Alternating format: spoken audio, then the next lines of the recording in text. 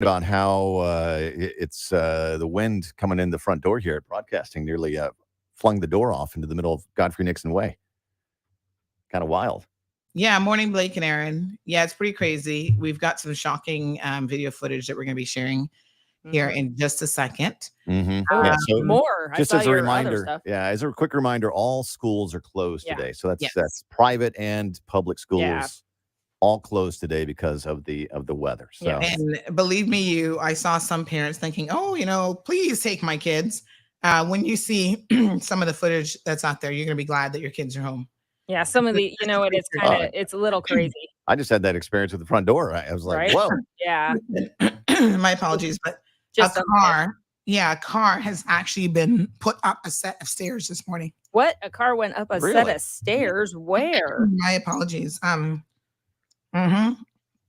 believe this footage is from West Bay. Wow.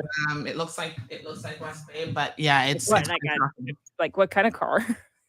Probably a Honda Fit. But no, this is quite a serious storm, folks. Yes.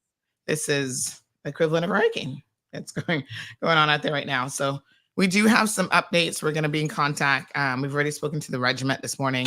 They have not yet been deployed, but I suspect that that's going to happen shortly. Again, just based on what I've seen thus far, it's inevitable. So There's going to be a lot of debris on the road. Cars are getting thrown around, like I said, and smashed up. So you don't want to be out in this at all. No. So just stay inside, folks. We'll bring you live footage. We've got some people on location this morning who will be joining us. And yeah, we gotta give me one quick second because we do have to kick off our live, or Dave's gonna be upset. Yeah. 1 second here, folks. No worries.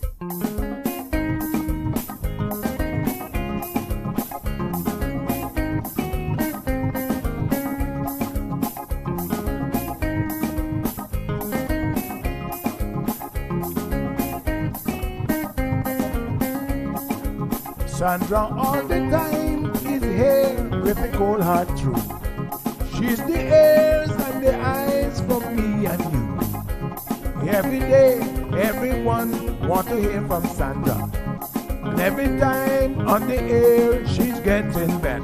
Tell your sister, tell your brother, tell your mama to call Sandra in the morning and in the evening.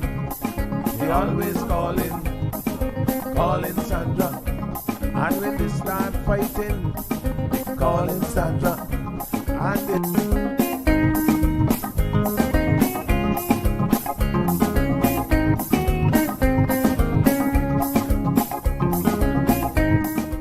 That's right, folks. Everyone is telling their mama about the cold hard truth. Welcome to another episode with more truth telling, more problem solving, and of course, more tea spilling than ever before. Sit back, students, grab your tea and turn up the volume because class is now in session. Call in at 936-2626 because your voice matters. Share your opinion on issues that matter the most to you. And he had been fighting Folks, good morning. For he had that for a while. About a year and a half. Yeah. All right. You're back with us? Yes, we are back, folks. So again, just in case anybody missed the memo this morning, all schools are closed. We have reports of multiple vehicles on the roadway being flipped over. I'm going to send you guys some footage of that here this morning. We've got all the footage.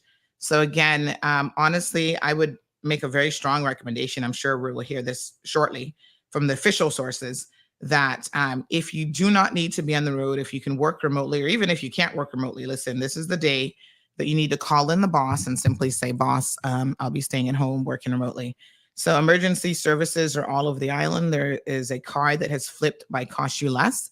Wow. We have footage of several other vehicles that have ended up one has ended up a staircase. I see it now. I'm seeing Yeah, the footage. Really? Oh, do you have it up on? Yeah, Oh, that's at Northwest not Point. yet. We're gonna Wow. pull- yeah, I think that's West Bay, Northwest Point, down by Okay. Macabuca. So that would be my recommendation, folks, is if you really don't have to be anywhere in terms of an emergency basis today, to please simply stay indoors. So we'll get the footage up. I know you guys are anxious to see exactly what is going on. And thank you all to everyone who is sending the constant reports this morning as well. Yeah. Here shortly. All right. Thanks, Andy. Appreciate it very much, guys. Appreciate it. Stay All safe. right. Wind gusting. All right, folks. So again, this is serious. This is a hurricane that's out there. I don't know. They send wind gusting up to 30 to 40 knots.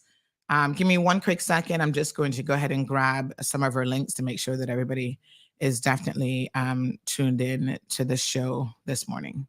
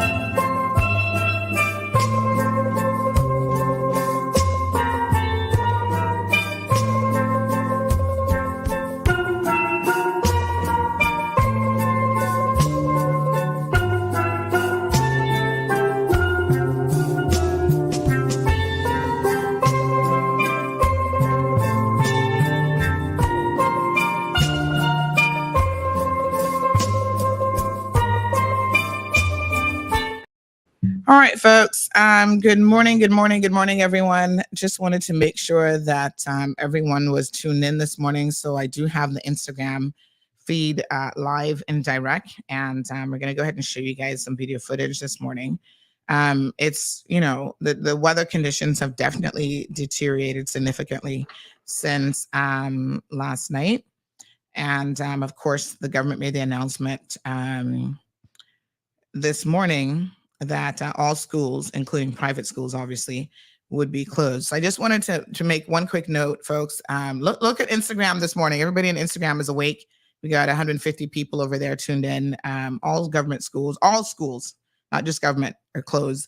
And I just want to say that whenever these types of announcements go out, I always see the private school groups and parents messaging me because they're a bit unsure if when government makes these types of announcements, if it impacts private schools. So when government says all schools because of things like weather, national emergencies, COVID, or whatever, you better believe that it is impacting all schools. So we're going to show you guys some footage. We do have some guests in the studio this morning, and of course, we want to speak with them. But in the meantime, we are posting. Yes, somebody says, does that mean UCCI? All schools, folks. Means all schools. So yes, we will definitely be posting some footage here. Listen, the way that I'm seeing it this morning, based on the footage that has been put up there, you don't want any kid, whether he's a 16-year-old, 18-year-old, even a 19-year-old out in this weather today. We literally have gusts that are flipping vehicles. So you yourself as an adult should also not be, not be out in this weather if you can certainly help it. So we're going to have a chat this morning with Health City Cayman Islands. This is their return for 2024. So look at this, Shamari. You guys come on the program and you're bringing your hurricane, your dolphin people didn't win, but you're bringing some wins. Hold on. You are bringing some wins with you today. You see, I'm prepared for the cold. I'm prepared for the cold. So Happy New Year, Sandy. I know it's February, but it's the first time officially I would have spoken to you on the show. So Happy New Year. And even though the Dolphins reached the playoffs after I I left the program and we lost in the first round. We lost to man. the world. We lost to the world champions. So the team You that don't won feel last too bad. year, and that same team has reached back to the Super Bowl. So we Wow. potentially have lost to the Super Bowl champions again. So, good year, 2 years in a row back to the playoffs. So next year, then we're Super Bowl bound. Yeah, you came close. So I think that there's something to be said. You can't have more than a winner per division. So I think there's definitely something to be said for the amazing stride that you guys had. So congratulations. Very, very good. Definitely. And it's really great to be back. I can't say, Sandy, how many people over the Christmas, during the New Year's, like, what's going on? When are you? Where are you? Where are you? The new year started. Where's medical? Where's Rundown Tuesdays, right? Yeah. So it's great to be back, and we're going to have a great year this year. Many milestones will happen. It's coming up on our 10-year anniversary as Health City, being here in the Cayman Islands, and yes, let the party begin. We definitely will have that new facility that will be ready as our 10-year gift back to the Cayman Islands. And we have many other exciting segments that we'll be bringing to tomorrow. And I know I've been promising the Connect to go through the Connect app, and we're going to be ready within this month of February to have the demo that we can, not show real information, but have the demo so that everybody can see how easy it is to access medical records in a secure way from our app, as well as how easy it is to book appointments and such online. So exciting year, and we look forward to everything to come. Beautiful. Absolutely beautiful. Well, I must tell you, I was speaking on the show yesterday. I went to a candlelight vigil that the Cancer Society had on Sunday evening at Cayman Bay, and they were talking about World Cancer Day, which was on Sunday. This is the first vigil that they've actually had in recognition of that very, very important day. So I was sharing that with our listeners yesterday, and I was actually saying that, it's so interesting that when I was there, one of the members of the Lions Club, because they were assisting in collaboration with the Cancer Society, was saying how much she enjoys these segments. She's like, Sandy, I learned so much. I really, really look forward to your health segments. They're so incredibly informative. And believe it or not, there are people who haven't done things like getting, the necessary routine checks that they should, like mammographies. And then when they see this program, this is a stark reminder that you absolutely have to and must do those things. And then, of course, they get them done. So I just want to say that, listen, it's phenomenal. The information that Health City Cayman Islands brings to the community here on this program. And I'm thankful to be part of this journey, because it could potentially be saving lives. And that's absolutely no joke, because people are telling me, I'm listening and it's compelling me to do certain things. Even myself, I'm like, okay, I've got to get that colonoscopy done.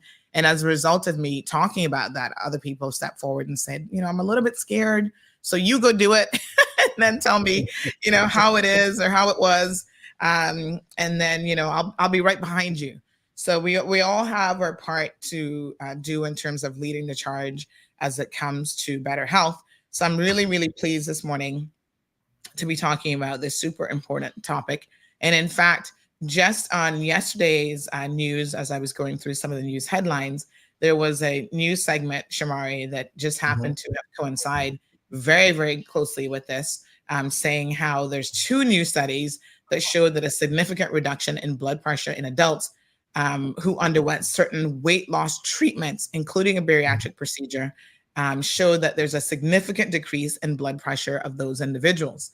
And so, we're going to talk about the importance of weight loss. And if you need, additional help doing so, then there are options available for you through medical professionals at Health City Cayman Islands. So let's go ahead and bring some of our guests in. Shamari, we've got someone who's going to take a little jab at you this morning. They said, please ask Shamari, who is he kidding with that exercise equipment in the background? No, I can guess who I think that is, but anyway, I'll look later and I'll take that person on. They're wondering if it's really, really being used. But hey, at least it's You'll there. notice, hey, there's no clothes hanging on it. You will see it's pristine. Fair It's point. in a different position than where it was last time, because people were calling me Show Marley because it looked like it was dreadlocks. It no longer looks like it's dreadlocks because I'm in a Oh my different gosh. position. So it Right. shows you it's been moved. So, Yeah. I've been using it. I've been using it. I promise Nice. you. Oh man, these jokers, they just gotta make fun of you, But Shamar. But you know what? That means that they are paying attention. They're paying attention to what's in the background. exactly. And Um, just to mention that yeah. it's going to be a great program today. We have not only Dr. Manoj, who is from our gastrointestinal sciences department, but he also does minimally invasive and laparoscopic surgery, such as gallstones, hernias, GERD, and why we're here today when we speak about weight loss and the various issues with having too much weight, but also how we can go about that journey. He also, if you're not able to lose the weight effectively, there's bariatric services, and he'll be able to speak about the sleeve and the bypass. We have surgery for, he does surgery for complex gastrointestinal cancers as well, colorectal, pancreatic, liver, stomach, and that's important, knowing the next phase, which we have with our cancer care, with the new hospital opening, and the fact that most modalities of cancer care will be able to offer. He's a part of that unified team to be able to treat various levels of cancer. And he also is very, very proficient in the management of acute pancreatitis. So Dr. Manoj has been with us for a few years. And as we always do, we bring the A team here with us, and we're very pleased and happy to have him with us, and also pleased and happy to have him on the program to speak about weight loss today. Yes, absolutely. Well, thank you so much. Let's go ahead and bring Dr. Manoj in this morning. So nice. Good morning. And good morning. How are you? Good morning. Good morning, Sandra. Good morning, Shamari. Yes. Good morning. Thank you for having me here again, Sandra, and Shamari. Thank you for the kind words. Yes, it's so good to see you here with us again. So we do, we're going to be talking again about the topic of bariatric surgery. And we do have some guests that we're going to bring in here shortly who've actually had the procedure and benefited. Their health has improved significantly from having this procedure. So let's just go through some of the details, doctor, of exactly what this procedure is and why someone might want to consider this as an option. Yeah, bariatric surgery. It means barios in Latin means heavy. So this surgery essentially tries to reduce weight by fundamentally altering the anatomy of the gastrointestinal tract. So we are all provided with a stomach, which is a muscular bag and which stores food temporarily, and it can store a lot of food. So essentially we can eat much more than necessary, and over the period of years we cumulatively gain weight. After a certain gain of weight, it's very difficult for a person to lose weight, because gaining weight results in hypertension, increased blood pressure, because it exerts a lot of stress or strain on the heart, because heart is just a pump and it does not change with the size of a person.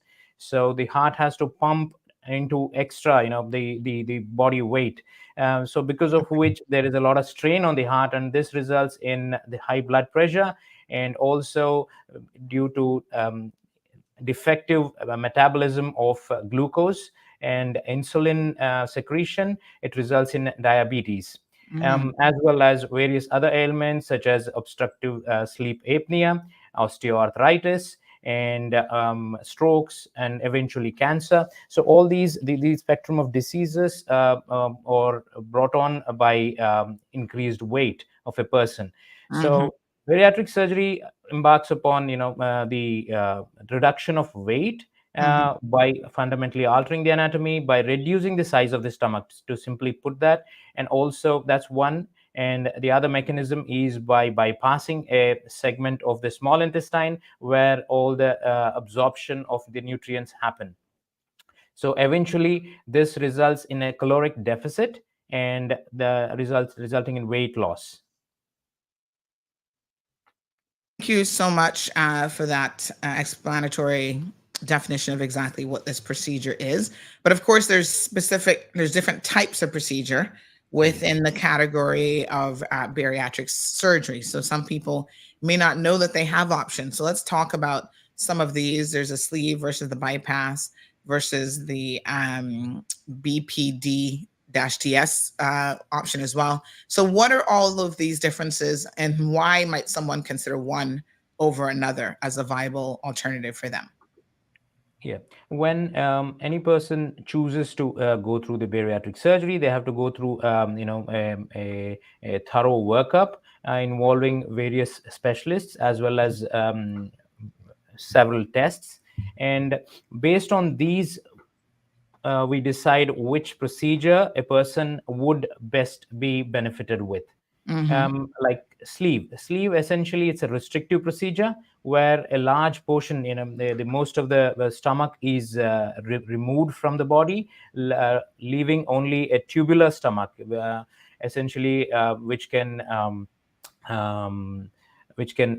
contain only about 3 to 5 ounces, and this results in early satiety or early sense of filling of the stomach, and also less hunger because of the reduced secretion of a hormone called ghrelin, which the stomach with the resected part of the stomach would secrete. So this is a restrictive procedure, and the other one is bypass. Bypass is various lengths of the small intestine depending on the body mass index is bypassed. So this results in malabsorption, meaning a person has, say, for example, a 300 calorie diet. He or she would absorb only, say, 100 or 150, and the rest just goes out. So this results in a caloric deficit.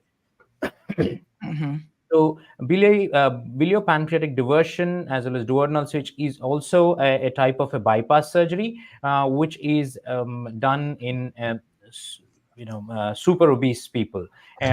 So this was one of the earlier surgeries. There is a variation of this called the SADI-S, or the single anastomosis duodenoileal bypass with sleeve gastrectomy. So that is more in vogue currently than the BPD-DS.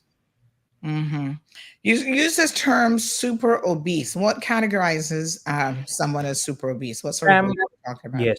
So basically, the BMI or the body mass index is the weight of a person with respect to his height, his or her height.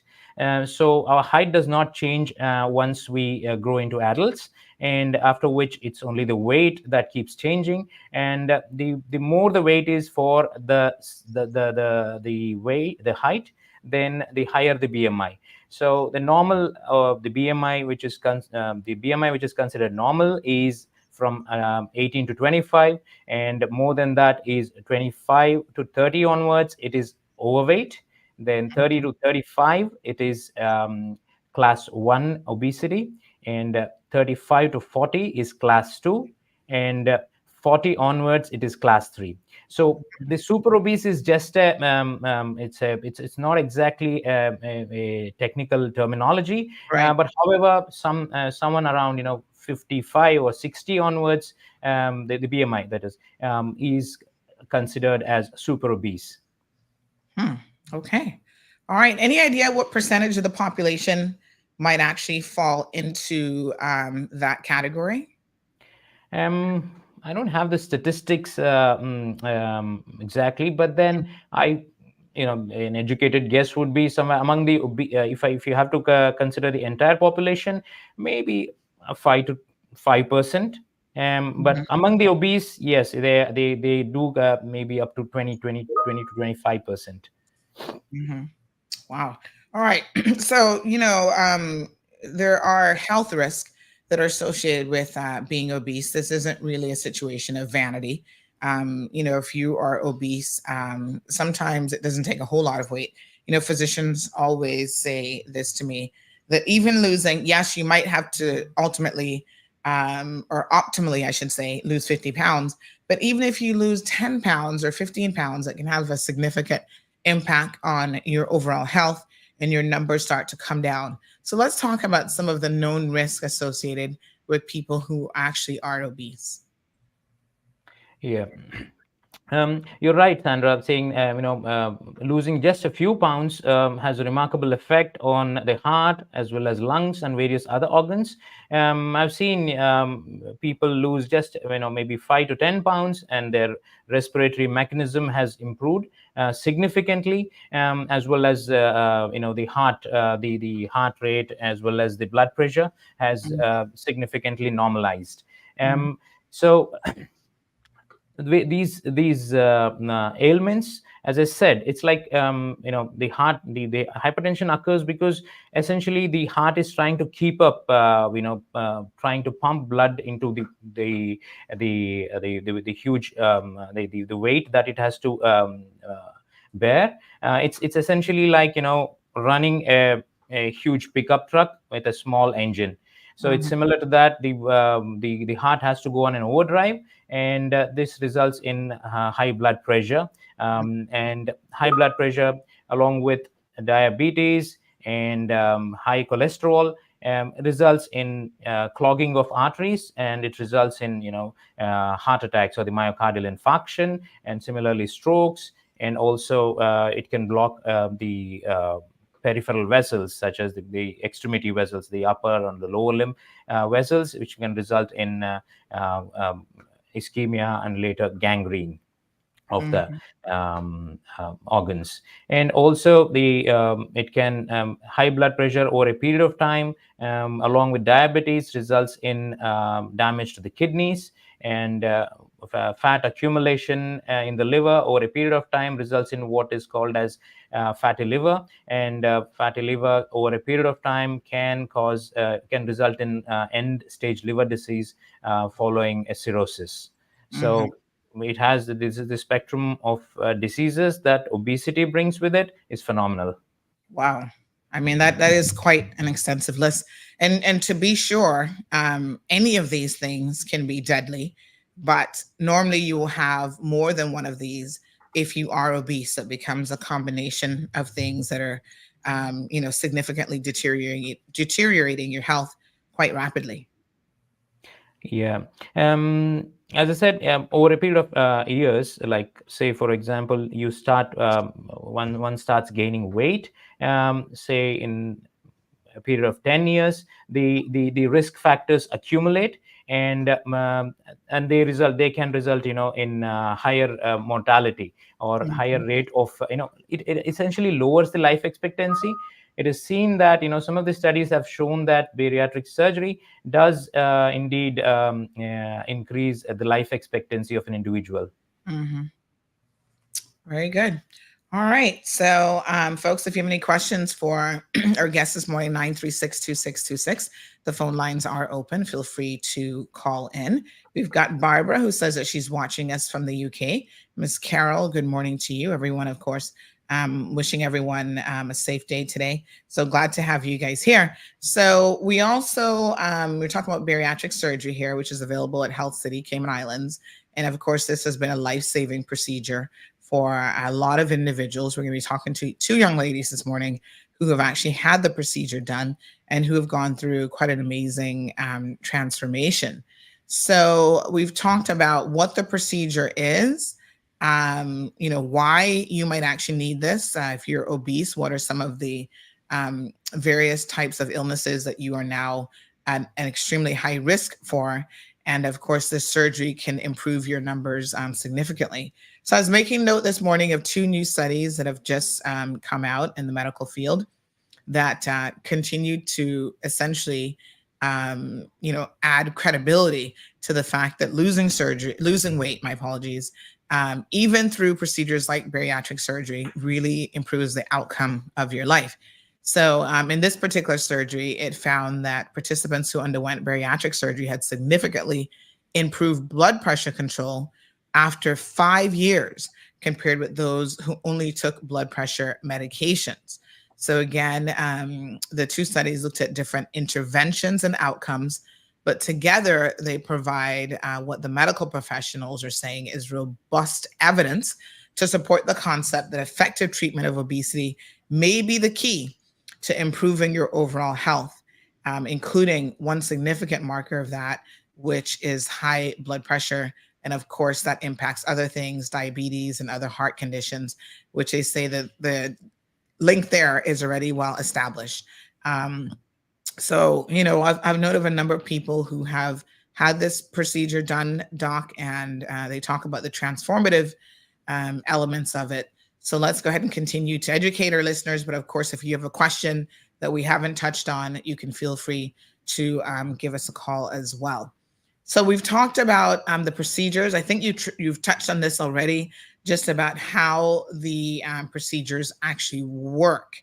So again, restricting the amount of food that your stomach can hold. What does that mean in real terms? Like if I'm used to sitting down and having a whole plate of chicken and rice and potato salad and all my favorite items, how much is it going to reduce my intake by normally? Yeah. So first of all, once a person undergoes the sleeve, which restricts the food, essentially one is left with an infant's or a baby stomach, because of which how it all boils down to how exactly how you train a baby at eating. You start with liquids, and after liquids, it's semi-solids, then slowly graduating to the solids. So the same thing happens. It's like retraining your stomach how to exactly eat. And also this helps the brain to come to terms with the new way of eating. And once you start losing weight, and it's a cumulative weight loss. Once you start losing weight, there's less hunger. Then again you eat less. So over a period of time, it snowballs into significant weight loss. Yeah, this is in the restrictive. In the bypass, what happened? The bypass is essentially it is more durable than sleeve. Like say, for example, in sleeve gastrectomy, there are chances, if you're not, if one is not well motivated or not loses focus of the goals, they can regain weight, say in about 2 to 3 years. And although most of the time it is not to the pre-surgery levels, but it is seen that there is some amount of weight gain. That's because the stomach has an inherent capacity to expand. So whereas in bypass, it's because you're bypassing a segment of the intestine which essentially partakes in the absorption of nutrients. So there is resulting in malabsorption. So this is more durable, say in the long run. So more than 5 years easily. Essentially, this means that the people who are the higher BMI, say 45 plus. Or 50 plus, these essentially are good candidates for a bypass. Okay. All right. Very good. Shamari, can we get some numbers now on how many people have used the HCCI facility to get this procedure done? I'm sure that you're tracking a lot of success stories. Definitely. I mean, it would because we've had bariatric surgery for quite a while, probably after year 2, if I recall. So it's well in the hundreds. I would have to get the specific number for you, but we would have started bariatric surgery. If I can recall, it would have been year 2. So it would have been 8 years worth of procedures. And not only have we done bariatric procedures for persons locally, we would have also done for persons overseas. Prior to COVID, we had arrangements with self-insured companies, for instance, out of the US. And there are companies that are manufacturing companies that have their employees with them for decades, right? For 20 and 30 years, especially those in the Midwest and some of the smaller towns.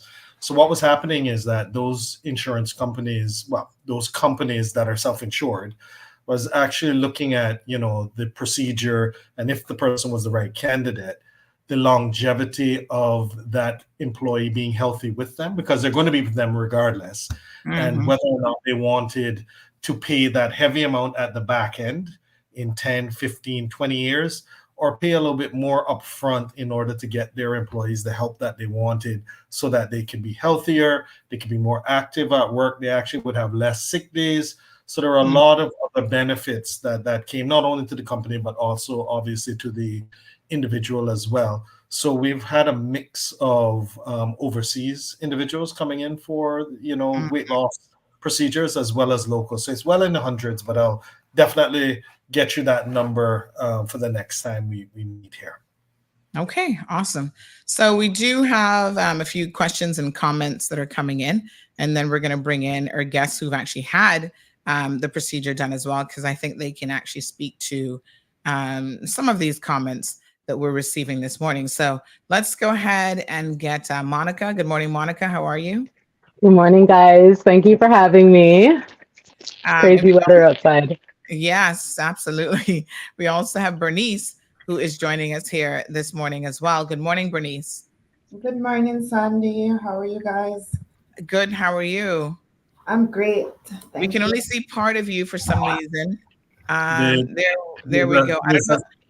There's a sleeve at the top of the I think you might have your privacy screen still on, and it's always challenging sitting in front of a window because windows put too much light behind you. But if you can maybe move from sitting in front of that window, we'd get a better look at it.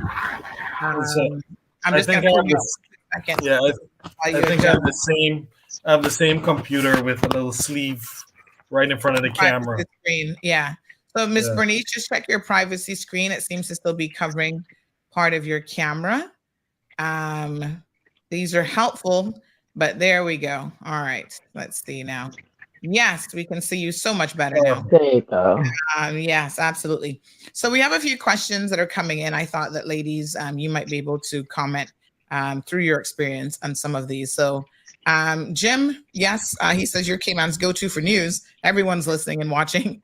We will be giving you the weather updates here shortly. Sai says it's too hard to lose weight in Cayman because the food is too good. I mean, I don't know that this is a problem that's unique to Cayman, but yes, local food can be extremely enticing, and it requires, a lot of different tactics to try to keep your weight under control. With my other hat on, the culinary capital of the Caribbean, so yes, I'm with her 100%. Yes, your tourism hat there, but what were some of your ladies? What were some of your struggles with food in particular? Now I know, Monica, I think you're from Canada. Yeah, I'm from Canada. So, been in Cayman for a long time, but yeah. Yeah, has your weight issues? Did they start in Cayman because of the good food here, or do you? No, not at all. Not at all. Not at all. My weight issues started because I had PCOS. And I got it from a very, very young age. And because in the early 90s and early 2000s, there was a lot less research about it. Doctors didn't really know, like to tell you like, hey, it's an insulin resistance, just stop eating sugar and you'll be able to have a baby. They were just like, you're going to be fat. And I was just like, okay. So like leading up to, my early 30s and stuff, I had some little traumatizing things that happened in my life, of course. That led me to becoming an emotional eater. And because I'm a highly emotional person, I just turned to like sweet things. I wasn't really a savory person or somebody who ate like large amounts of food. And I'm sure a lot of overweight people can attest to this, that they don't eat a lot of food, but they snack a lot. And I was one of those people because I work 12 hours a day on my feet and stuff. I never really took time to sit down and eat, and I gained a lot of bad habits eating wise, but I also was very heavily addicted to sugar. And because I had insulin resistance and all of those other things, it just was like a cumulative effect. And COVID definitely didn't help. Wow. Yeah. Okay. So Yes. I was actually going to say some of the things that I was reading and the comments that Dr. Minoj made were that I was actually super obese and my BMI was 62 when I What? had my surgery. Yes, Oh my I God. was about 451 pounds coming out of COVID. That's And crazy. I had an issue with my knee, and I actually went to Health City to get an MRI, and that's when I, had my revelation about the bariatric program that they have there, and that's what led me to actually having my surgery, was that I couldn't walk anymore because I had gained so much weight. Oh my goodness. Yeah. All right. So yes, Yocasta, Mercedes, good morning, wants to know about pricing. So Shamari, what can you tell us about that? And I'm sure a lot of insurance companies are covering this procedure because my gosh, if you have a BMI 40 plus, some insurance companies will see the benefit. No? No, well, So, it depends. Yeah. Okay. Go ahead, Shamari. Sorry. so Sandy, it's been, and yes, here in Cayman as well as in the Caribbean, and I think even within the U.S., some insurance companies are a little bit slow to actually come on board. Like I was mentioning, in the U.S., the company who was actually paying for it, it was a self-insured company, so it wasn't a specific insurance company. It was a company that was paying the bill for their patients for medical services. So obviously they were a little bit more invested in regard to the people who worked with them. Cynical, if you're actually with the government plan for cynical civil servants and otherwise, they have a program that you would go through. We too have a program to make sure it's holistic care, that we that you have the right mindset, that you're going to be willing to, as best as possible from a probability standpoint, stick with it. Go through nutrition, and there's a group of people who make sure you're the right candidate for specific procedures. HSA and through Cynical also have that process, and then you can actually come for the surgery. But most insurance companies on island, from a private perspective, have yet to come on board.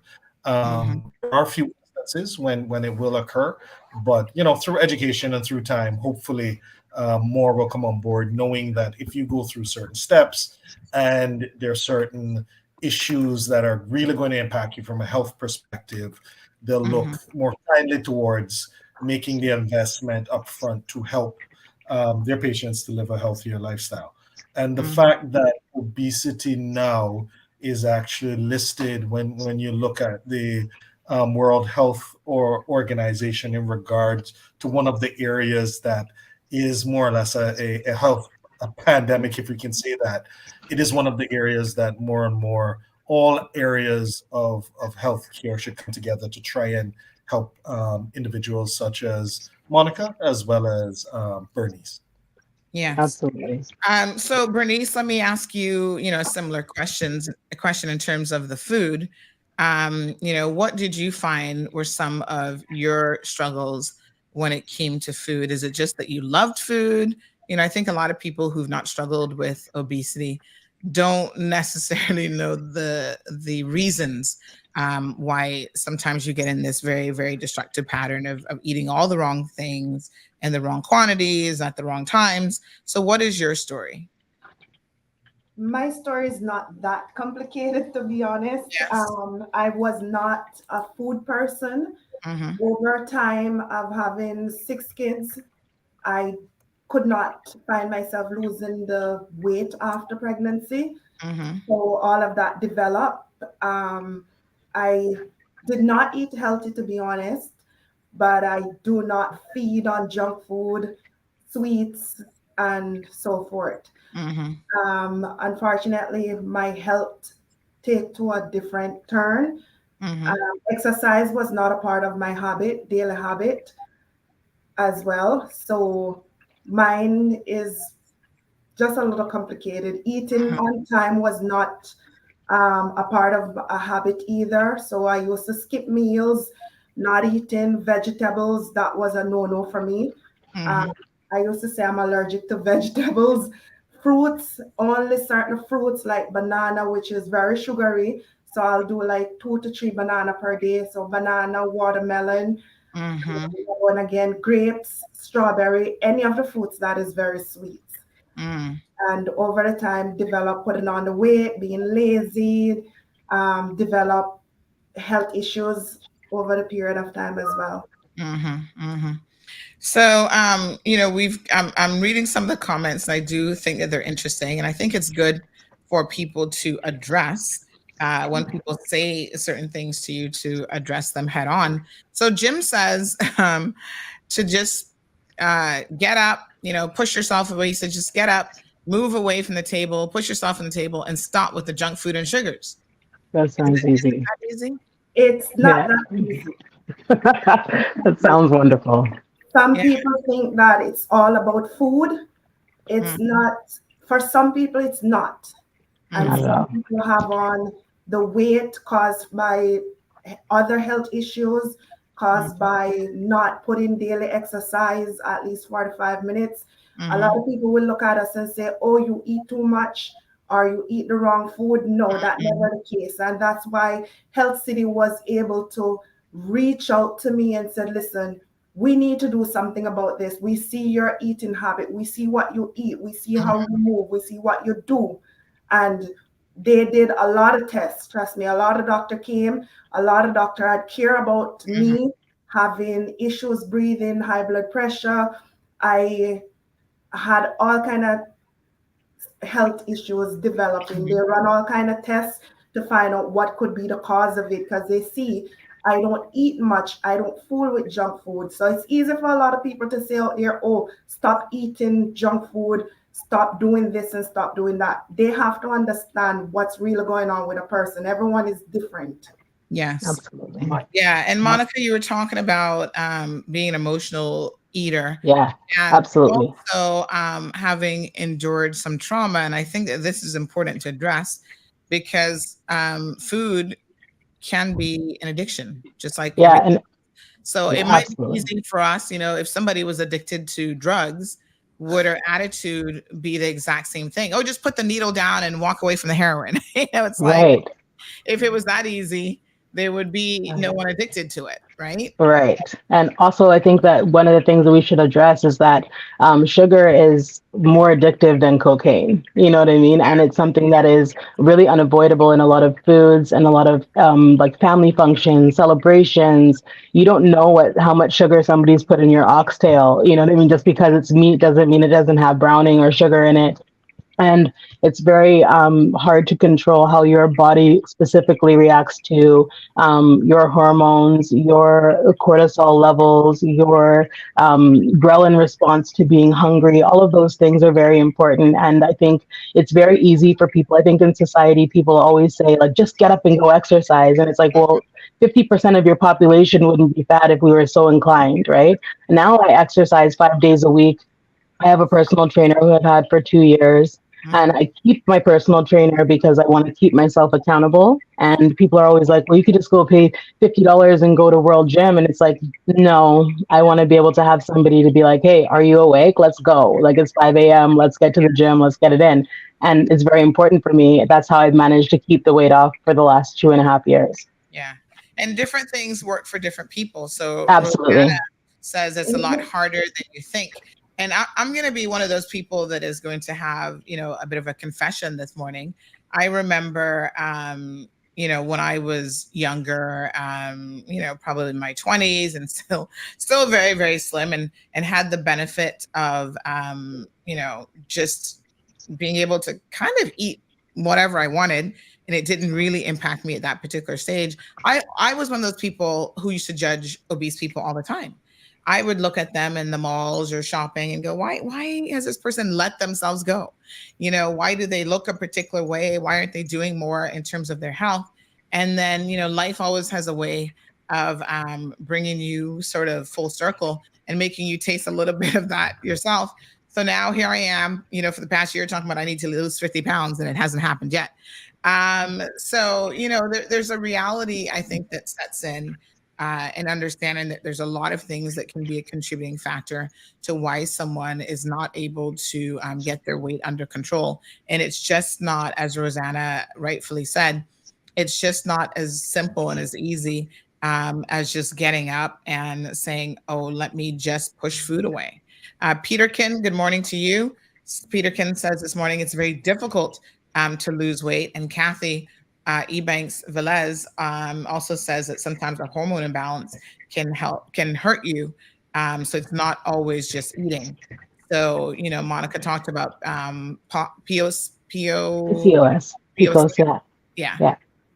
Also being one of those things that contribute to weight gain. And for a lot of women, it can be thyroid issue. I mean, there are medical things, obviously, that are contributing to it. Let's talk a little bit, doctor, about, and we've seen some pictures here, folks. In case you missed these, let me just show you these real quick.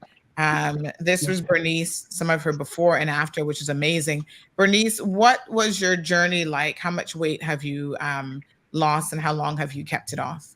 So my journey started on 5th of August 2022. My highest weight was 362 pounds. Wow. Since then, I have lost 156 pounds. Amazing. And I have kept it off up till today. I'm still losing. I'm still fighting the battle. I'm looking to go down more. Although doctors are telling me I need to give up, I need to stop now. But yeah, I'm enjoying it. No more blood pressure medication.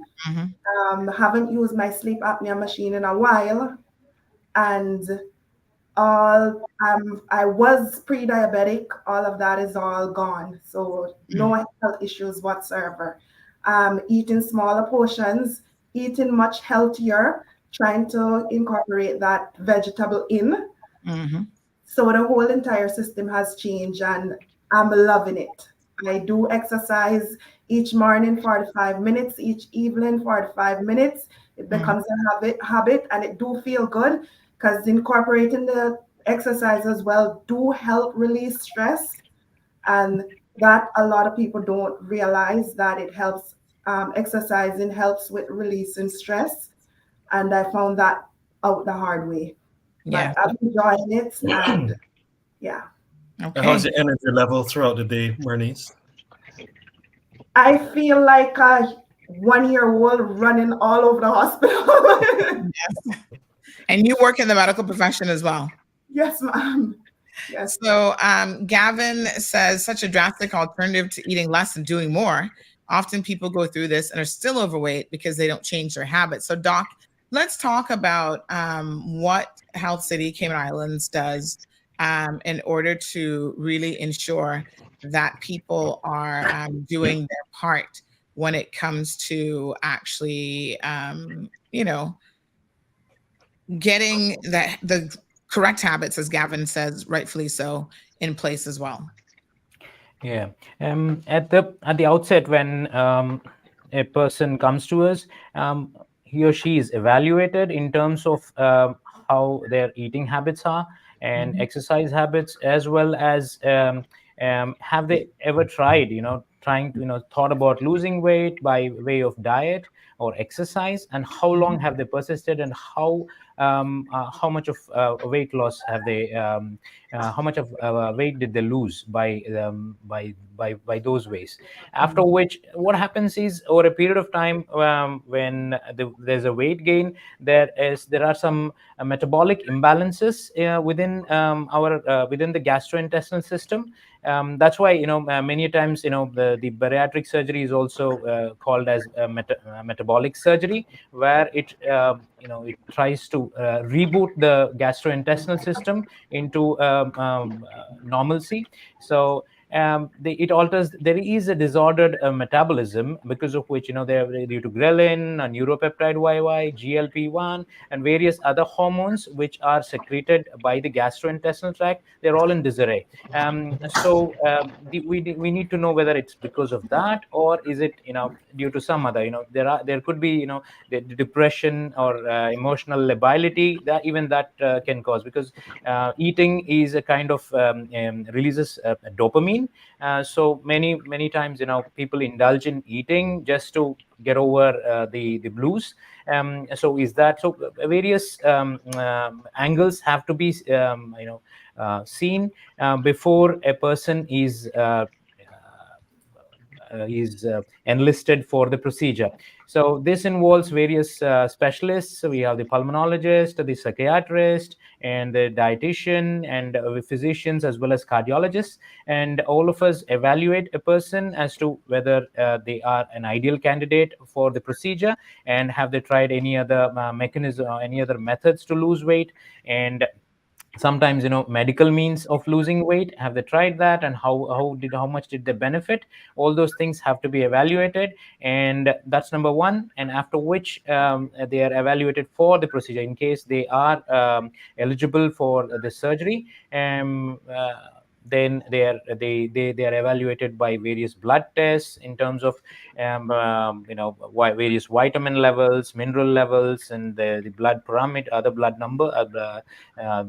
numbers. And so all these are evaluated just to see they are in the optimal condition to undergo the procedure. So this entire thing may last quite some time, in terms of months, like it could be somewhere between 2 to 6 months.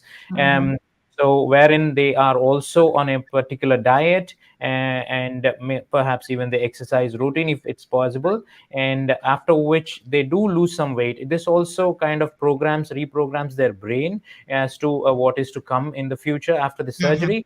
And it kind of initiates the entire process in within themselves. So once this is done, the next step is once they are optimal, especially say for example in sleep apnea, they would require the CPAP or the BiPAP machine for maybe about at least 2 weeks, or maybe up to 6 weeks, depending on the severity of the sleep apnea. So various parameters are there which need to be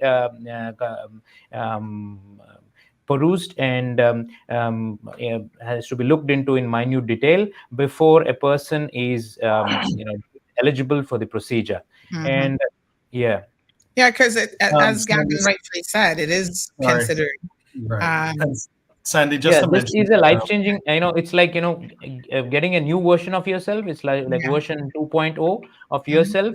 And are you ready for it? That's the whole idea of the preoperative evaluation and workup. And Sandy, just to mention that it isn't like purchasing a product off the shelf. Not everybody who comes forth either meets the profile from a BMI perspective. However, if you do, that still doesn't mean that you automatically get the procedure. And that's why Dr. Manoj would have been talking about the team of physicians that actually evaluate to make sure you are the right candidate. And there is a time period by which you have to prove more or less that you are motivated and lose a little bit of weight before going through, to make sure that you are motivated in order to give us the best probability that you will keep the weight off afterwards. Because we're not just doing this in order to do the procedure. We're doing it because it's the best procedure for you in order to help the end goal. And we need to make sure that your mind is in the right place, that you are motivated, that with this extra help, you will give the best probability of keeping the weight off, and obviously reducing all of the health factors as well. And to be added to that, Sandy, as Shamari said, just to let people know, this is not a shortcut. A lot of people say it is a shortcut and it is laziness. It is not. It takes a lot of work, a lot of determination. For someone like me, I did a lot of researches as well. Not sure if Monica did the same. Absolutely. Because as I said before, vegetable was not something for me. So I had to find something that I can incorporate in my meal. Find ways of cutting out my bad habits, because after a period of the whole workup, you have to put aside your rice if you're a rice lover, all your carbs. You have to find good carbs. So a lot of people out here is thinking that it is laziness and it's just a shortcut. It is not. This thing from it.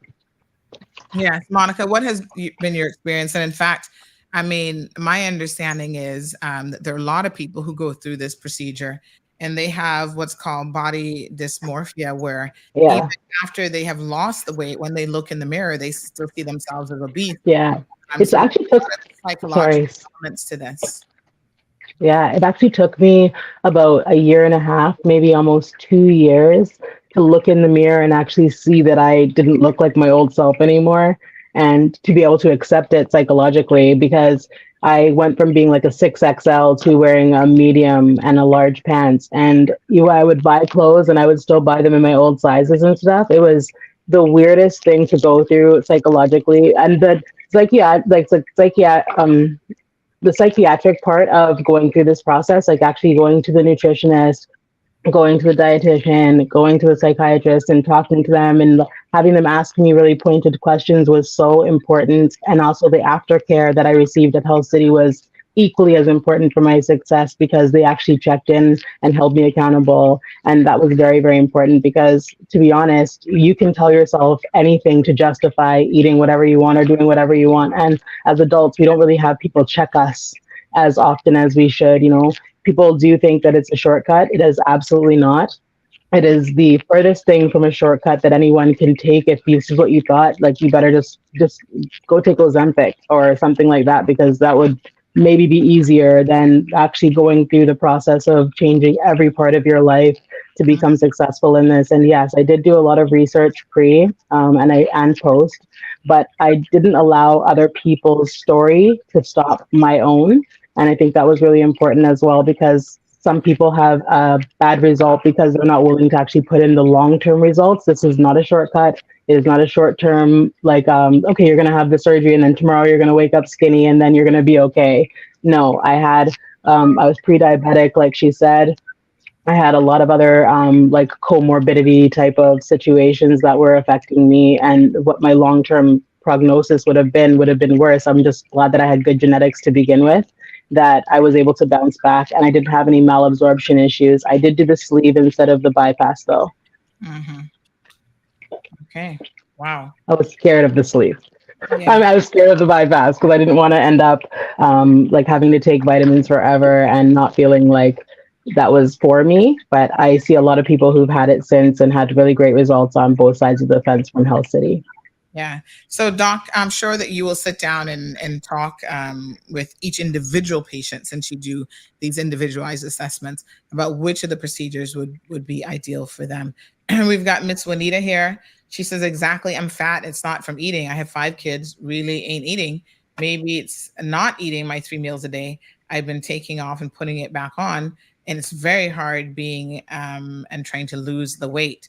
Venetia, good morning, says, I was diagnosed with PCOS in my early 20s. I had no idea what it was and how to manage the symptoms. I had to learn over the years what to eat and what not to eat, and how important it is to stay active. It's a daily struggle, and you have to be consistent. Lucky Body, thanks for the suggestion. Said everybody should read a book called Atomic Habits. The author discusses how small changes can lead to big long-term success, something I feel that isn't talked about enough. And Ingrid, talking about how she has been able to remain slim her entire life. Good for you, Ingrid. We have someone here who is saying that we generally are more sympathetic towards people who are bulimic. This is the opposite end of the spectrum, I think. So yes, I mean, let's be real here. A lot of people will look at someone who is overweight, my apologies, and obese, and we don't, we all think that they're that way because they just can't, they have no self-control. And so other people who, it fundamentally is an issue of control. So even someone who is bulimic has a lack of the ability to control certain really, really negative behaviors, but we're much more sympathetic towards them, and we look at them as having a medical condition as opposed to someone who's obese. So, it's some people say it's the last line of acceptable discrimination against people who are obese and overweight. So it's quite interesting. I would like to say something in response to that. First, there is a fat acceptance movement that has sort of taken over like the internet in a way that was trying to make it acceptable for people to be fat, and almost like you were fat phobic if you said something to somebody that was like, hey, you should probably not eat that, or this is not a healthy way for you to live. And I will always go on record and say that I wish when I was fat that the people that were around me the most, other than my husband, who was the only person who was honest with me, had actually said something or tried to intervene in some way, instead of trying to make it acceptable or socially acceptable not to say anything. Yeah, it's that artist. What's her name? Lizzie. Yeah, Lizzo. Yeah, Lizzo. I think she's one of those people, given her position, and she's obviously obese, that has really, on the one hand, you think, yeah, good for her, that you want to accept who you are and as you are. But there is a reality check that that's not healthy. There's no way that Lizzo could be healthy. She's on her way to diabetes if she's not already. She's on her way to high blood pressure. She's on her way to heart and cardiovascular issues. So sometimes the pendulum swings too much in either direction. And I feel like that's never a good thing. So yes, self-confidence, I think, is great. And you should try to find self-love no matter where you are. But, I believe that you can find self-love and still, still know that you've got issues that need to be addressed, because nobody's perfect. So the self-love doesn't mean that you are not prepared to make some changes. And in fact, I say quite the opposite. If you really love yourself, then you'd recognize that you're not perfect. Nobody's looking for perfection, and that there are indeed a lot of changes that you can still make. So Shamari and the team, good start off to 2024. Thank you to both Beatrice and Monica for coming on here, because it's never easy. I feel like, sharing your journey. And I'm sure the journey continues for both of you as well. It's a struggle every single day. But, having people kind of peer into your life and ask questions, it's never an easy thing. So thank you for coming onto the program and certainly sharing. Thank you for having me. I appreciate it. I love sharing my journey. Yeah. And Shamari, tell us a little bit more about people who, might be interested in this procedure, what they can do and how they can contact the team at City Cayman Islands. Definitely. And first, thank you, Monica. Thank you, Bernice, for coming on the show and being so willing. And Monica, you came on, I think it was about 3 months, 4 months, 5 months, 6 months ago. I can't remember exactly. Yeah, when. It was in the last quarter when we did the last one. So thank you. Still keeping it up and looking great. So thank you. It's been amazing. Story. Best decision I ever made. Thank you for also being willing to come on and share your story. Much appreciated. And obviously, Dr. Manoj, thank you for everything you do. And I don't think we got to touch on the fact that from a bariatric perspective, you actually do that robotically as well, which is not only pretty cool, so is from a precision perspective, definitely an excellent way to do it. Let's talk a little bit about this, because this is one of the advances, obviously, in this particular procedure. So, Doc, what can you tell us about the robotic bariatric surgery? Yeah, the robot adds dimension to the surgery, literally as well as figuratively. So the precision, the imaging, the precision is phenomenal, and as well as the dexterity of the hand. It extends a surgeon's hand into the body by way of just the small portholes and the keyholes. So that phenomenally improves the dexterity and allowing for more intricate surgical procedures. And especially for bariatric, what I have noted is, I've done both laparoscopic as well as bariatric, and the recovery time is significantly reduced in terms of, the pain profile following the surgery is significantly less following a robotic surgery, and as well as the surgical time, except maybe maneuvering the robot a bit. Apart from that, the operating time is also reduced, so resulting in early recovery and fewer days of hospital stay and early return to work. Mm-hmm. All right, so inquire more about that. And again, you'll be looking, I'm sure, at the person's profile to see whether or not they qualify for this, or are most people able to do the robotic procedure? Any person who can qualify for a laparoscopy. All the bariatric procedures are done either laparoscopically or robotically, meaning minimally invasive, because having a long incision would delay the recovery. So essentially, none of the bariatric procedures are done by the open method. Nobody has a huge cut on their abdomen, just to get this procedure done. It's always minimally invasive, be it laparoscopic or robotic. So any person who is eligible for a laparoscopic surgery would be eligible for a robotic surgery. Yes. Okay. All right. Very good. Well, thank you guys so much. Shamari? Sandy, yes. So just to answer your question, 640-4040 for those that are interested, as well as info@healthcity.ky. And there was a question earlier that I went on a little bit of a tangent in regards to the cost. Because insurance, as it is right now, doesn't necessarily cover it, we definitely will work with individuals who obviously meet the criteria and go through and have the BMI and the such. From a self-pay perspective, we have various specials and the such that we'll work with you in order, if it is the right procedure for you, to make sure you can afford it and actually gain access to it. All right, my dear. Thank you guys so much. Health City Cayman Islands back in 2024, bigger and better than ever. Thank you guys so much. Off to bang, folks. If you have any, so I have a question for you, Shamari. Since your team did not make it to the Super Bowl, who are you rooting for? Oh, you put me on the spot. Who do I think is going to win? I think San Fran is going to pull out. You think San Francisco is going to win? So are you rooting for the winner or are you rooting for the underdog?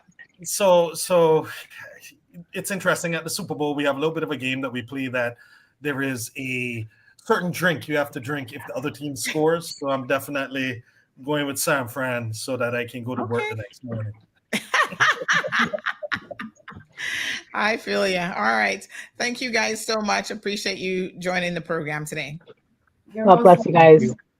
Okay, have a good day. All right, folks. Bye, everybody. Thanks to Bernice and thanks to Monica.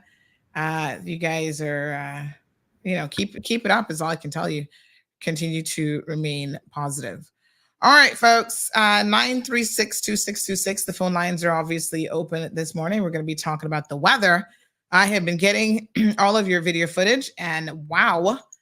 Pretty crazy out there. So let me show you what I have so far. Basically, Cayman Brac is taking a beating. I've seen all the photos. We're going to pull some of those up here now for you. The premier has actually issued a statement. I had to chuckle at myself this morning because, this is me being a little bit naughty. But when the premier says stuff like, she's only going to go on her favorite radio show, and then they send out these messages to all of the media because now she needs all of the media to get behind her and share her message.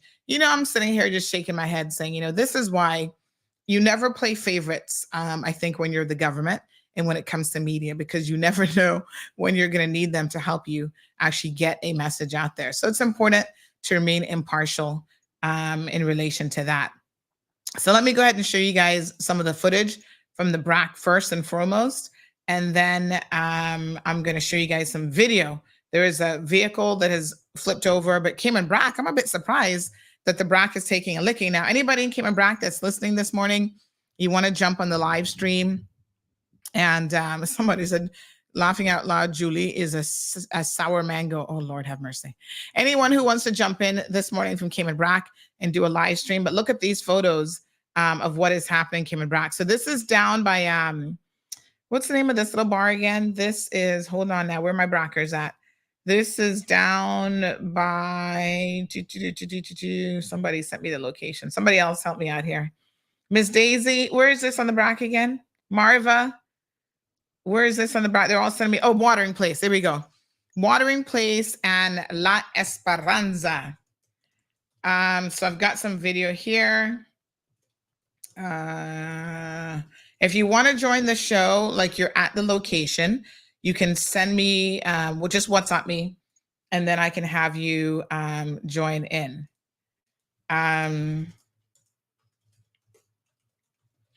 Hold on one second. All right. So big happy birthday to Marlon, by the way. Today's Marlon's birthday. All right. So look at this. Wow. That's water, folks. Oh my gosh. Look at this photo. Pretty wild. And here is this one. Furniture being strewn all over the place. Looks like Watering Place and La Esperanza taking a beating in terms of their structure. The water almost waist deep. Wow, that's a cabana that, as you can see, the water comes quite high. Here's another angle of that. My goodness. Oh. Alexa, stop. I don't know how she jumped into this conversation because I totally was not talking to her. So here again is another angle. People already out there trying to see, exactly what's going on. My God, wow, this is kind of high. So the ocean has obviously come in. Let me show you some footage that has also come in from Cayman Brac as well. So let me just see here now. So this is also the Brac. This is some of their video footage this morning. Give me 1 second here, folks. Yeah, pretty crazy. All right, so here's. Yeah, welcome to Bossy. Nothing normal now going up here. Everything dead out.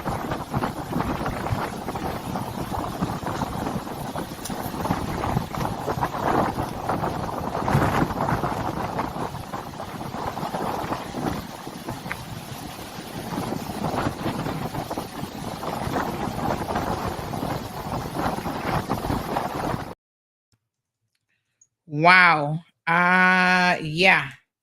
Okay. Hold on 1 second. We have more footage that I'm going to show you guys here in a second. Thank you all. There was a boat out there. 2 boats are adrift in South Sound.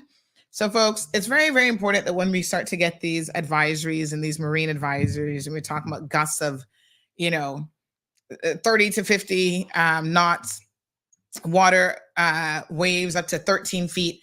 If you own a boat, if you own a vessel, my gosh, it almost seems like common sense, but this would certainly be the time for you to secure your vessels, right? This is certainly not the time to not do anything.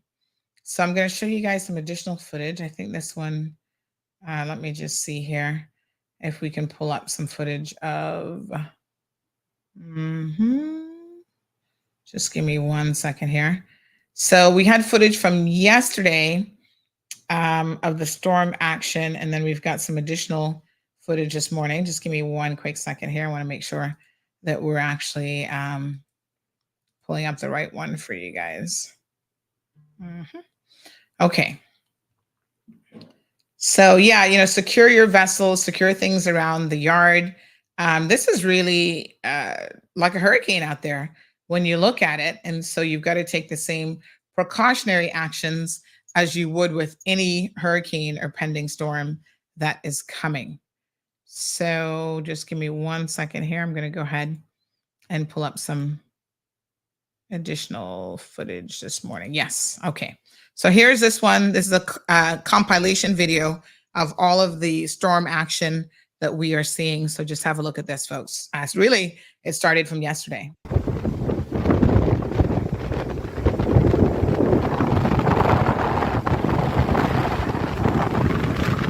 So for the benefit of our radio listeners, this was waterfront yesterday. I mean, the waves, the ocean was starting to turn. And Mother Nature showing force what these storms can do. And I must say that there was an advisory out for people to not engage in any water activities whatsoever yesterday. And yet later on in the evening, we saw people out there trying to surf in this water. Now, I know it looks like fun, and I guess if you're a surfer, you're probably thinking to yourself, why can't I enjoy this storm?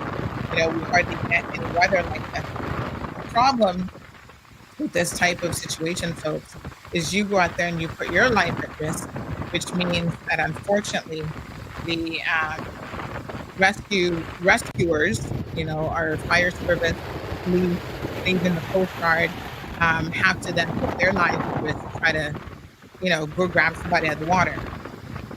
I think people are like, oh yeah, they're used to these kind of waves. They come to California. What's the big deal? The big deal is those waves in California might be regular waves.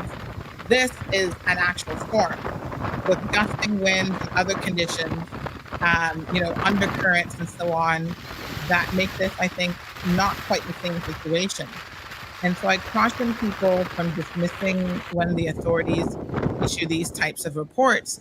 I caution people to not be dismissive of the reports, but to really,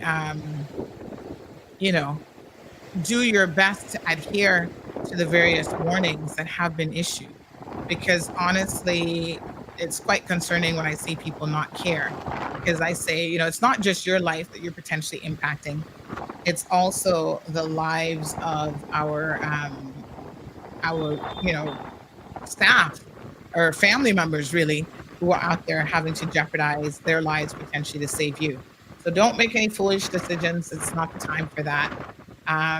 Reminds me of some years ago, somebody was out there with their kite, not their kite, but what do we call it?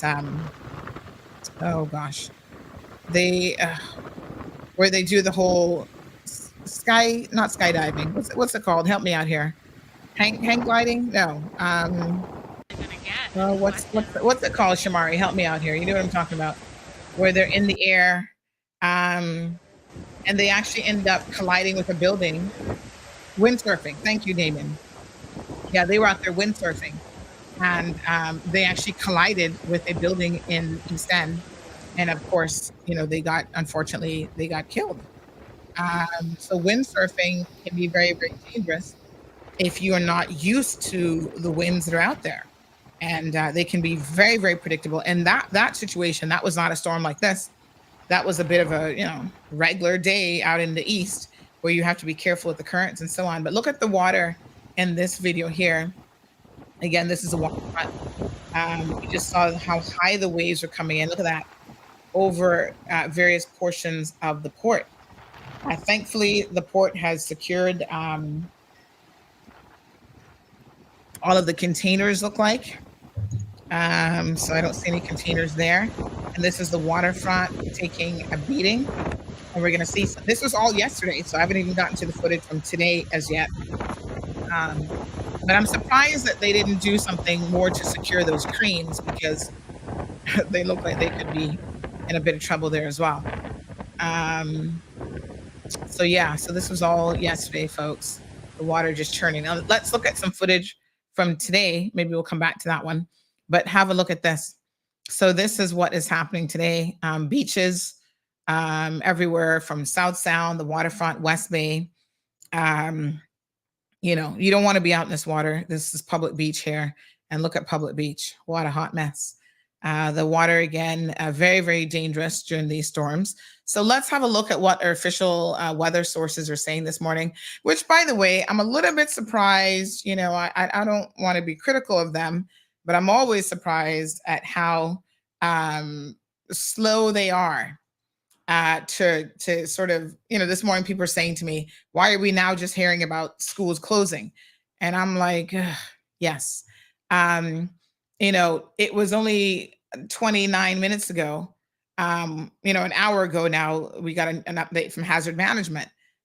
In my opinion, we should have had more from them, even overnight, as the conditions quickly deteriorated. But there you go. So in Cayman Brac, the Department of District Administration is obviously aware of the road breaches that we've shown you there in the debris along the north coast of Cayman Brac, and they've mobilized teams to address the clearing up process. Motorists are being asked to be cautious while driving today, because again, this inclement weather is expected to continue for the rest of the day.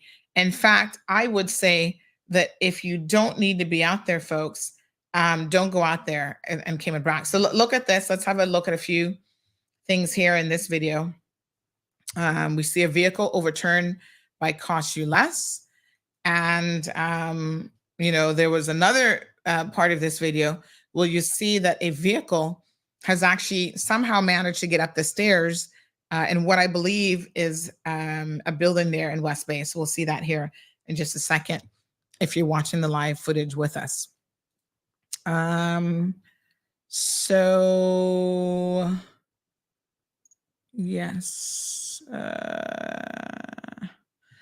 Okay, so another from social media. Yep, I think we've got most of these, but look at that vehicle. Where is this in West Bay? Is that I think it's a set of condos. Did y'all see the vehicle like literally ended up the staircase? Somebody was saying the wind didn't do that. Well, how did it get up the staircase? Like there's a staircase and there's a car. How did that happen? It was the water that took it up the staircase? What is this? I mean, we know the power of the water, right? When that water gushes in from Hurricane Ivan for sure. And then look at this car, all mashed up. Wow. Ooh, honey chow. That's by Vivo Restaurant in West Bay. Lord have mercy. What a hot mess. Look at this. Oh my God. Unbelievable. Look, is that a light pole? No, that's water. Wow. Oh my goodness. Look at this building. So this is down, I think, by Macabuca. Trying to do some placement here. You've got debris in the road, pieces of wood. I understand that unfortunately Tortuga took a licking there in West Bay.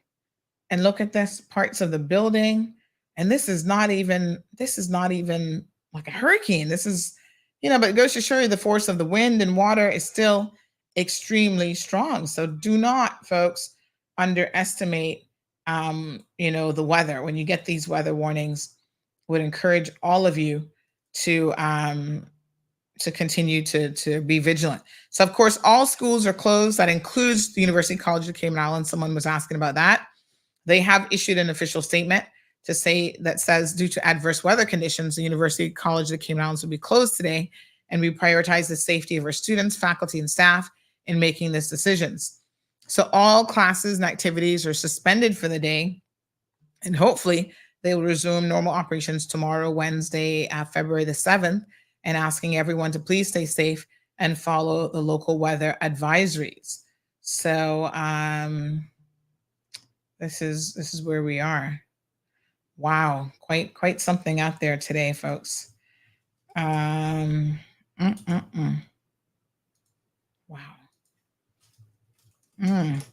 So yeah, I mean, my recommendation is if you don't have to be out in this, by all means, don't stay home. This is a good Netflix and chill kind of day. So as you continue to watch the video footage, you can see that there's sand all over. Again, I believe that this is West Bay. There's sand all over the road, debris in the roadway, and there's the ocean churning and turning and whirling and whirling. And look at that. Look at that. Coming straight in. Wow.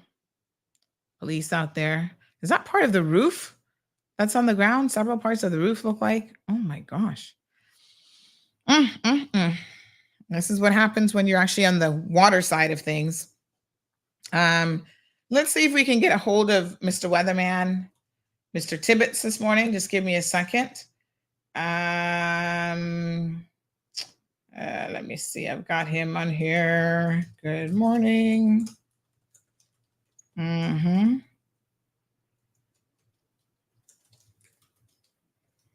Okay. All right. We'll see if he is available. This is Northwest Point, not as far as Macabuca, since somebody just passed the bad corner in Northwest Point. Okay. I think we have some footage coming up here from Macabuca as well. So anybody in Cayman Brac that wishes to join in, let me know. Yes, we've seen the footage of the photos and some video on the Brac already.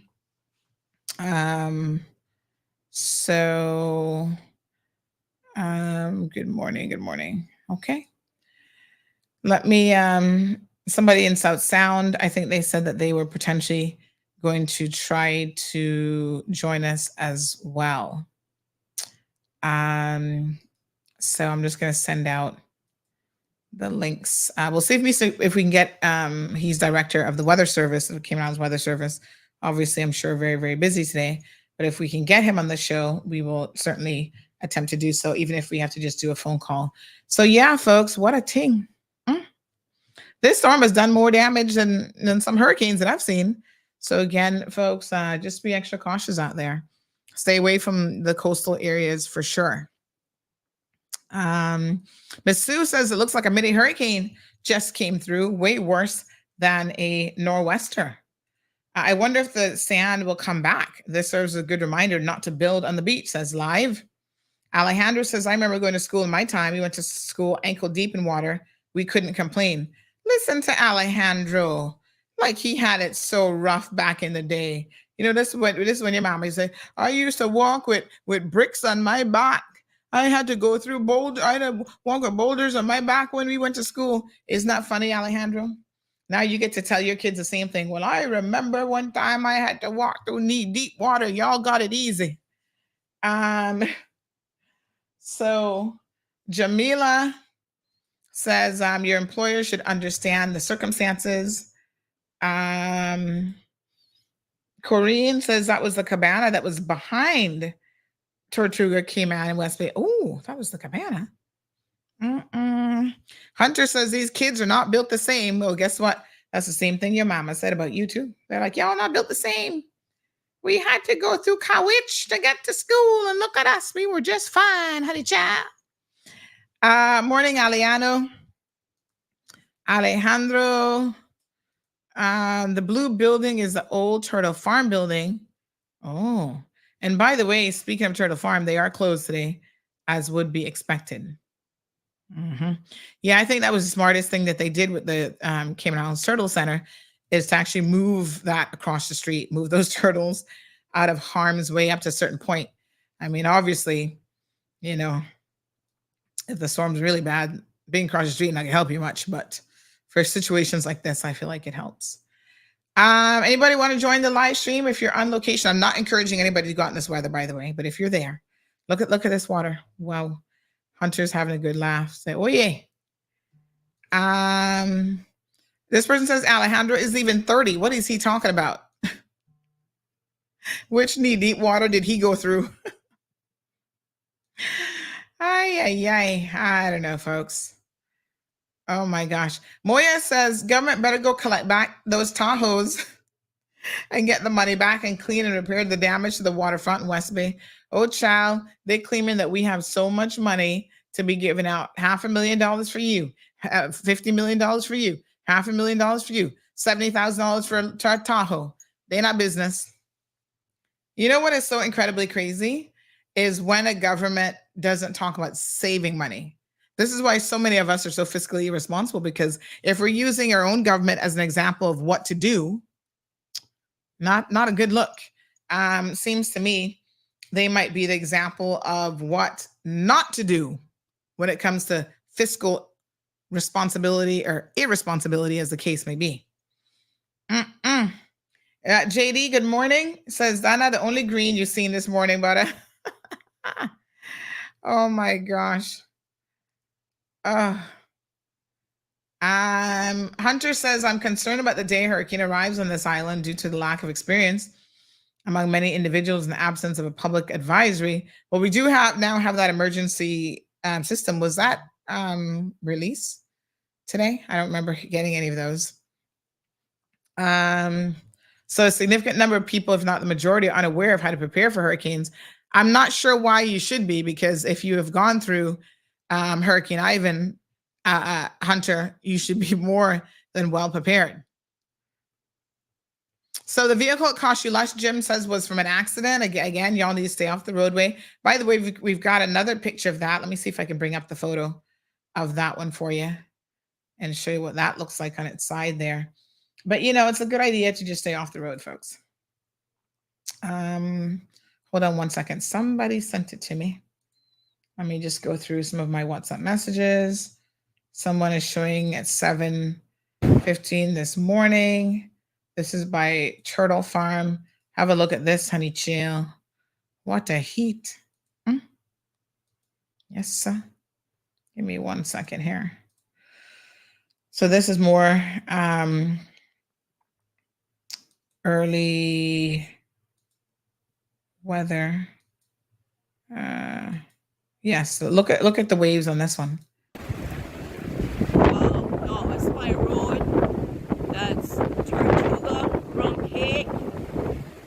And then this is the Crack Camp in Macabuca. Wow. That ocean looks angry. The road is closed off here, guys. So you can't go this way. See, it's closed. Oh yeah, they've got a little concrete. The airboat is actually turning back. Woo! Wow. Hey, what's up? We got to take the next road. We can't go to work right here. It's closed off. Look at it. So are we open? Yeah, I just saw Mr. Jackson to say we open. What? How we get through this? We have to go the other road. Oh, the other road is Look. The other road is blocked. I should tell you that since then they've made the decision to close. I mean, I would have thought they would have made that decision before this, but look at this. They had backhoes out there trying to clear the road, and they talking about they open. Who the hell getting to Turtle Center in this kind of weather today? You should have been closed from last night, honey chow. Secure those turtles. What a mess. I went down and couldn't pass. Oh, okay. So that means I'm gonna have to let him know that. Yeah. But I think he's probably going that way to check. Because remember, he lived right down Coral Gables. Yeah. Wow. Oh my God. Yeah, this is crazy, man. This is something else. I don't think today is a good day to open. No, they're gonna have to close. Oh, look at the seas, man. Woo, they're gonna definitely have to close. Wow. Man, look at the water going over the roof, man. Wow.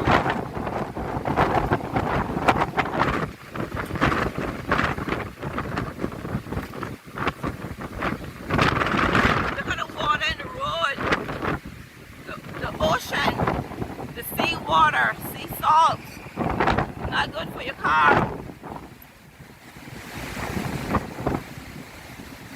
People's out here videoing and taking pictures. Wow, guys, look at the seas. The weather did said 10 to 15 foot seas.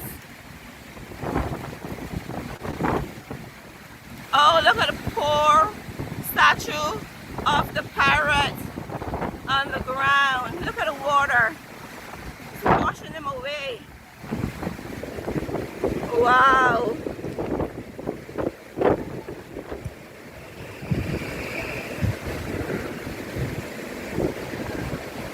This is crazy. Can you imagine if it was a hurricane? My God.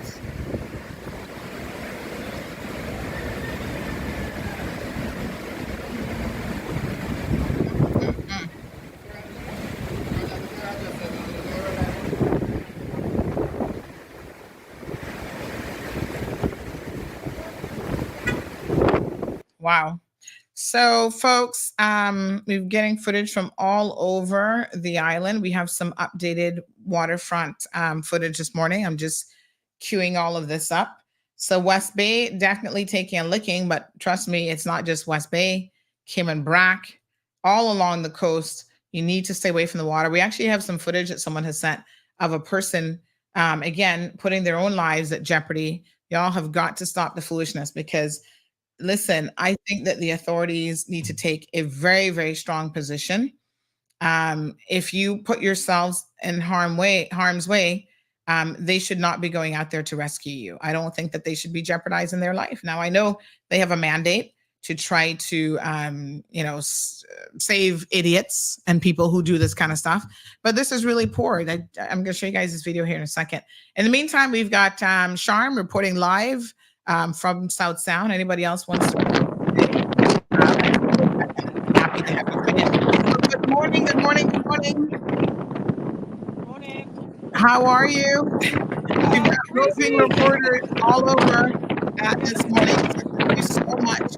So you're in South Sound. I can see the gas tanks there area. Tell us a little bit about what you're seeing there at that location.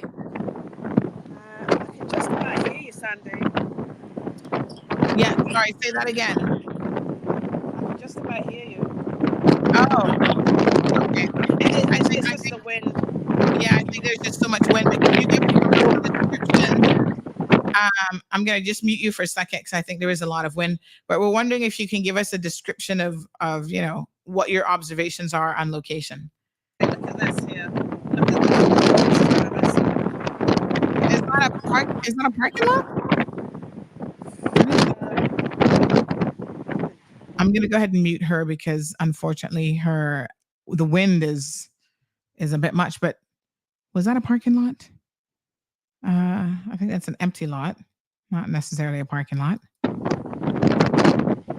But yeah, there you go, folks. Right next to the tanks in town, lots of debris being washed up there as well.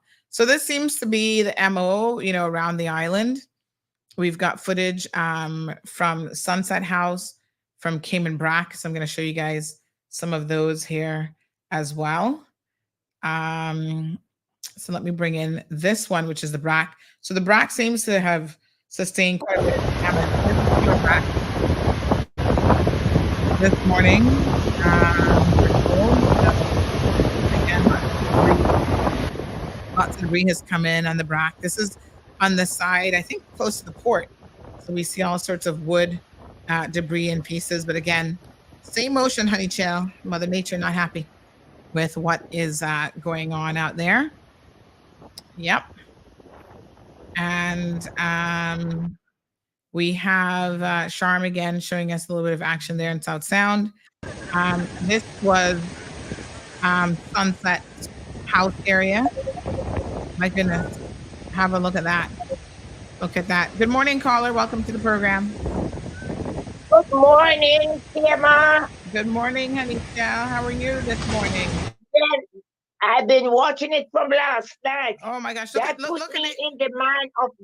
Yes, I was watching it from last night. Look at these people. They keep look at these people. They keep telling y'all to stay away, and look at these people in this video at Sunset House watching a little bit too closely, and then having to run when that big wave came in. Look at this. My goodness, folks. You know how they are. Listen, this is like years ago when Northwest on the waterfront. I used to mash up jewelry store, suitcase washing out, jewelry washing out. So it's nothing really strange. It's something that, we for a long time used to. Yeah, well, someone says that in fact, we have not seen this.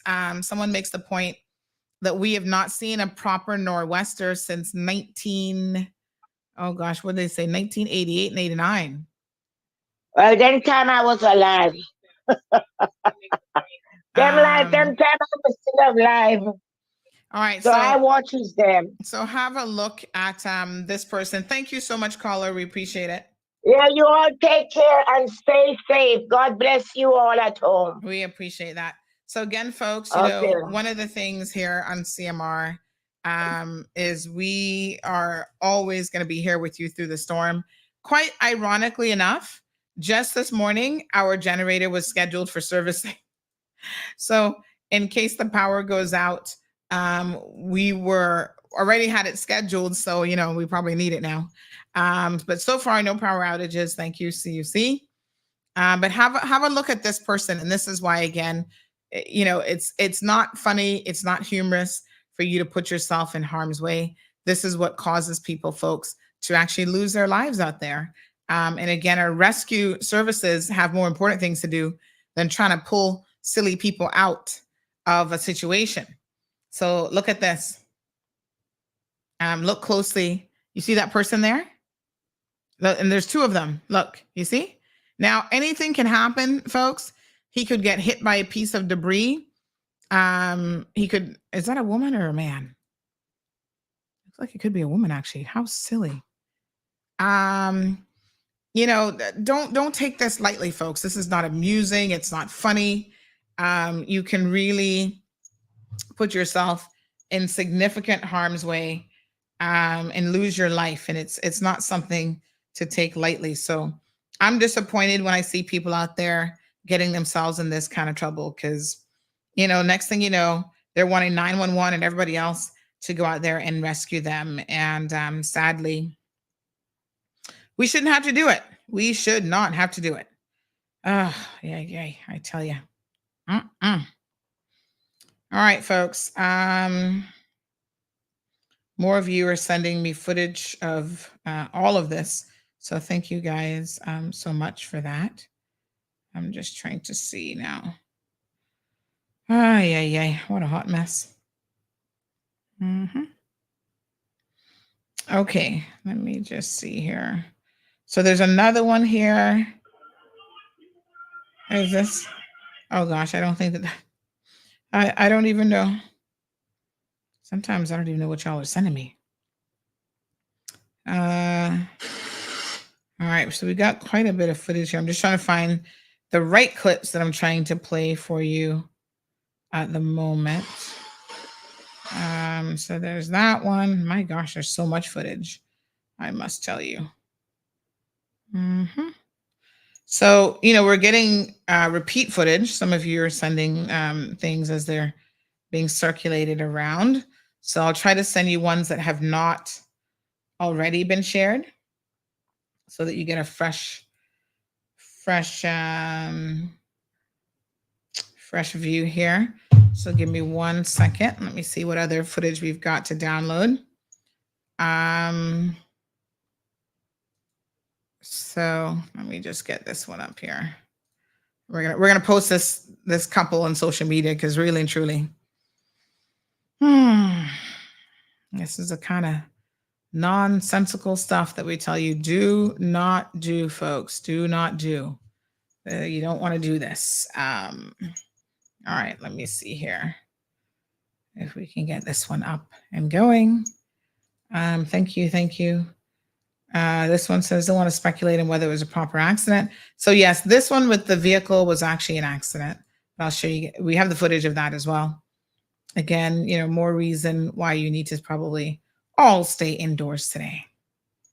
Not a good day to be out and about. I'm starving. Anybody else hungry? Stormy weather is making me hungry, honey chill. So hold on 1 second. Let me show you guys this accident footage this morning. Okay, just stand by. So this is the accident on West Bay Road. Might cost you less. So I'm told that this is not necessarily directly related to the weather. This is just typical Cayman bad driving, honey. Yeah. We drive in good weather bad. We drive in bad weather bad. So this vehicle, flipped over. So Ms. Sue says a lot of kids are going to be home today without parents. Well, I'm hoping that you have some kind of supervision for your children because, you might have to call your employer and tell them, sorry, boss, got to stay home today with the kiddos. Liana says this year marks 20 years. So Ivan, this is our warning. These weather things happen, honey chill. We really don't need a warning. These things are happening with more frequency, I must say, as well.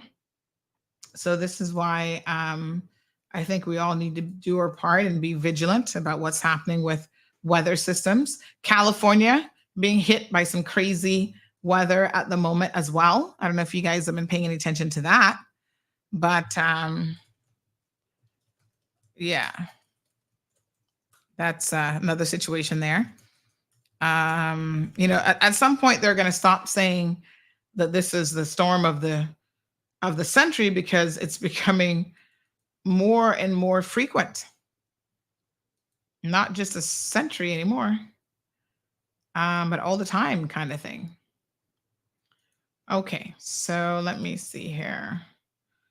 So a lot of you are sending me some footage that I have already. So I don't want to replay footage. I want to show you guys something new. All right, let's see if we can get our weather guy, Mr. Tibbetts, on the phone this morning. Oh yeah, somebody sent footage of Cuba because Cuba is also getting hit by this storm, the El Malecon. So we'll show that footage as well. I did get some of that a bit earlier also. And then I'll give you the latest update. Villas of the Galleon getting hit. Let me see what this is looking like. Yes. I would just say all the coastline is going to be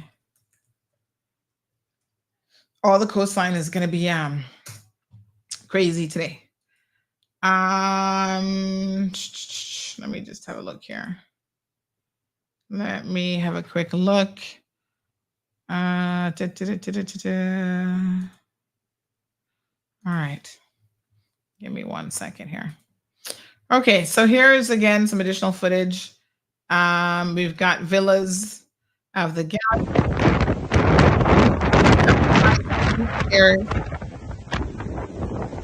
I'm surprised the beach chairs are still there. They don't look like they're getting moved in the umbrellas. Wow. I guess they don't have a plan to move those when a storm's coming, or they didn't anticipate this kind of weather. All right, let's have a look at Cuba this morning as well. Lots of family and friends in Cuba.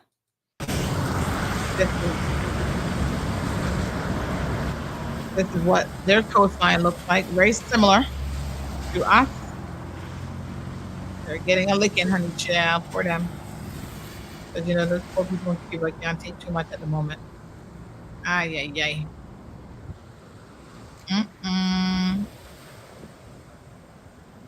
Wow. So, yep, that's the ocean. Very, very powerful. Somebody was reminding me this is why Caymanians traditionally do not build on the beach for this exact same reason. They're like, Sandy, please remind these people.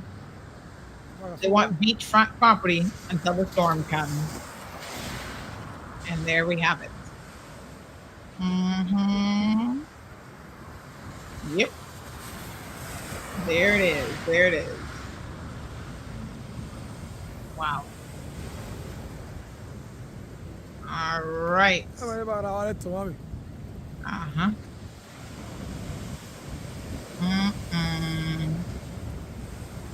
I tell you. Ay, ay, ay. What a mess. All right, let's give Mr. Tibbetts a call. Give me 1 quick second here. We'll see if we can get him on the phone. This person says, this person says, Miss Sandra, do you know children were picked up this morning on the school bus? The school bus driver did not even know. Oh, Lord Jesus, give me strength for some of the stupidness I be hearing around the place. Again, you know, you would think that all school bus companies should have a direct connection to chief officers and whoever the managers are at the Department of Education Services and the ministry. The second a decision is made, there should be a priority list of people who are immediately notified. My God, are you all serious? School bus picked up children this morning and there was no school. Boy, I tell you, you know, you can't really make this stuff up. No matter how hard I try, there are days that I just have to shake my head because I'm just like, this has got to be a joke. This can't be serious. Oh my God. What are we going to do with y'all? Seriously. What on earth are we going to do? Ay, ay, ay. What a hot mess. Well, hopefully they got your kids back home safe and they eventually got the memo. You know, this morning as I was getting up, I was getting notifications immediately about it. And I said, yep, let me verify. And then we put it up. You know, it's unfortunate that we can't quite figure out the messaging. And you know, as much as they want to say about social media and fake news and whatever, well, thank God for these platforms that have the ability, thank God for WhatsApp, to get messages out there within the community as quickly as possible, because where would government be without it? You know what I'm saying? They say, oh, only listen to official sources. That's all fine and great, but official sources took hours this morning, after schools were closed, after this, after that, to start posting stuff on their own social media pages. We had it up at least a good hour and a half before them. So, you know, we all need to work in collaboration with each other. But, you know, I chuckle when they say things like, don't listen to anybody else, just listen to official sources. Really?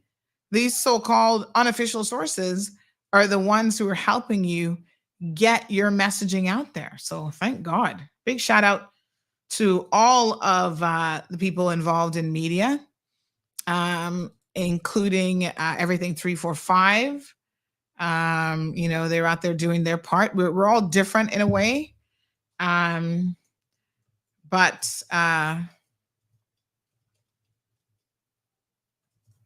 you know, we have a role to play, especially during times like this. So thank you to Jason and those guys out there who are holding it down in their own way. The most important thing is that everybody just remains safe. Good morning, Miss Magdalene. How you doing? She says, amen to that. Not the rich and titled folks. We need to remember that and pray. I think I missed a message before that. Sandra says God is showing and reminding us who is in charge today. Oh my gosh, excuse me. Yeah, Mother Nature is always in charge, whether y'all want to believe it or not. Jim weighs in saying idiots. Ingrid said, wow, OMG. Talking about that video again of those people in the water. You know, this guy who was out surfing yesterday, I know that we had put that video up while he was trying to surf. Apparently the authorities went and spoke to him. The police went and spoke to him, and then he quickly came out of the water. I see Charm is back live with some additional footage there in South Sound. Yep. You know, people are curious about the water. I get it. Look at all the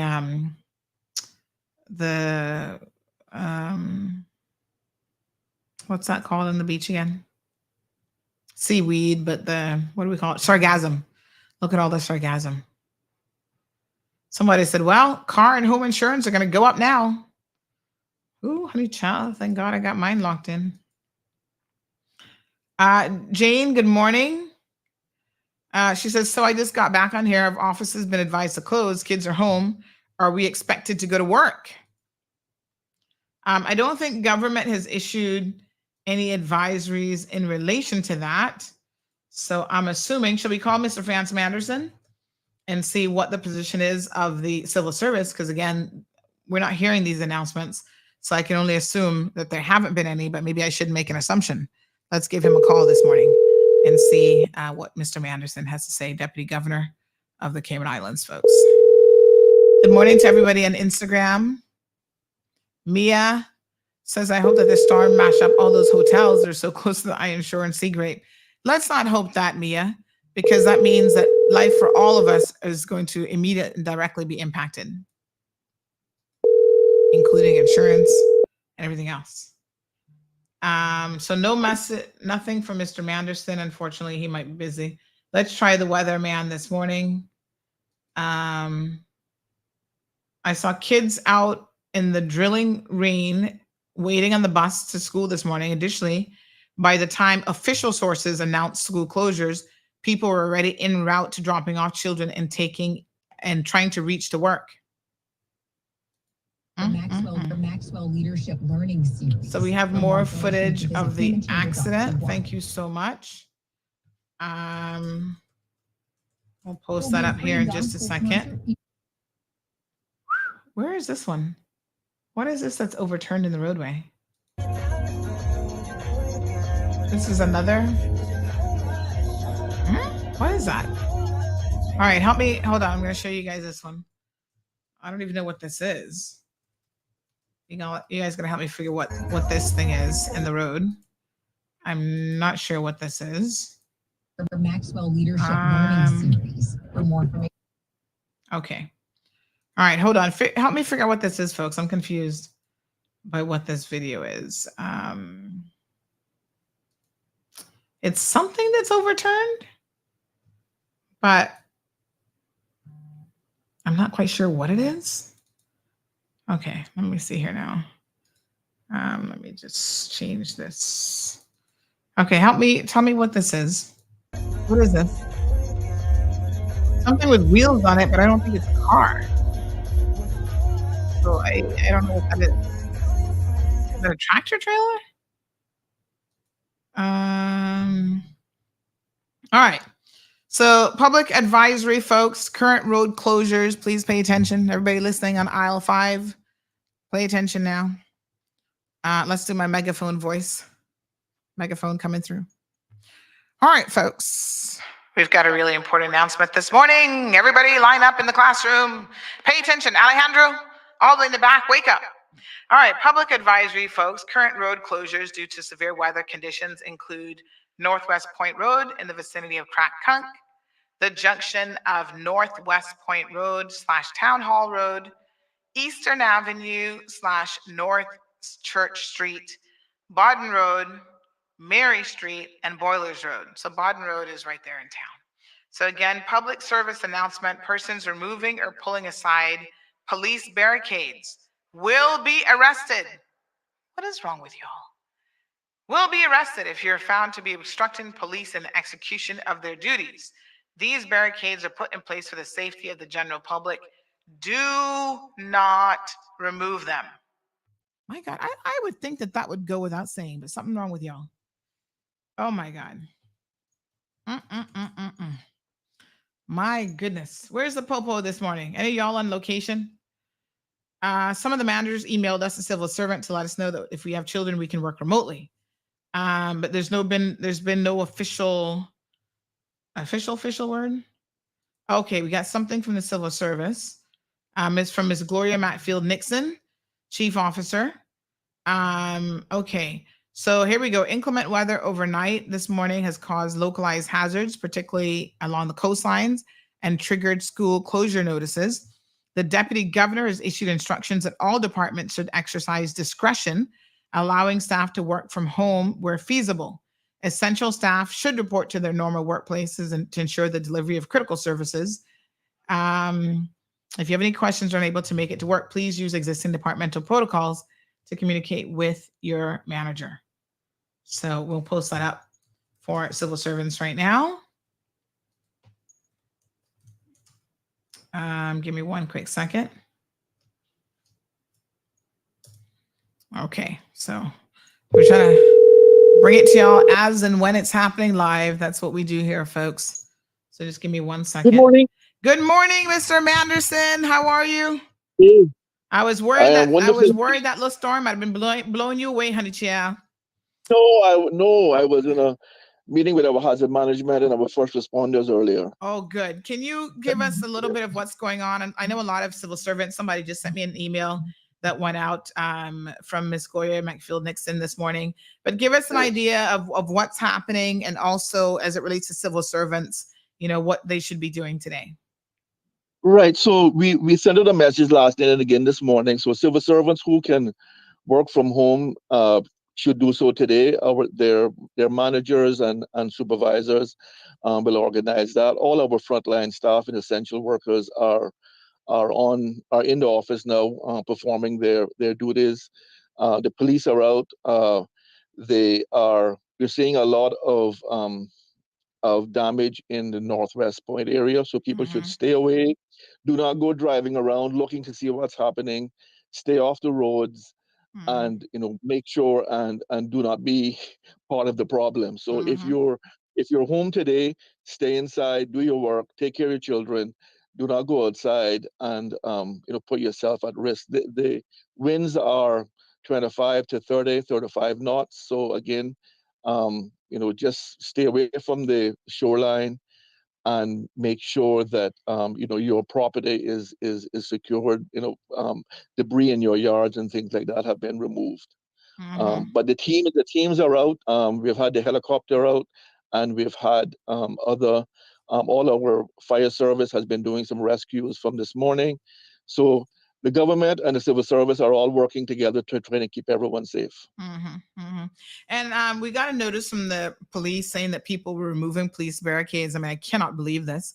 But what word do you have for the general public in terms of, we saw some footage of people about to get blown away by the water? Absolutely. So please allow our first responders to do their job. Please do not get in the way.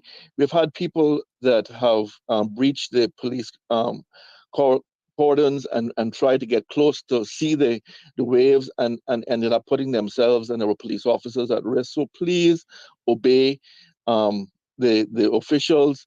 They're there for your safety. So please just follow instructions. There'll be a time to see the sea, but that's not now. So please just stay away from those areas that are badly affected. Yes.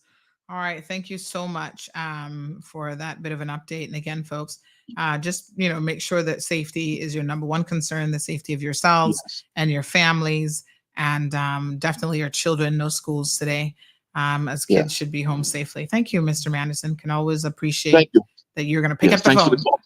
All right. Thank you. Thanks for the call. Okay. Bye-bye. All right, folks. So again, Vance Manderson, Deputy Governor, saying that he's just coming out of a meeting there.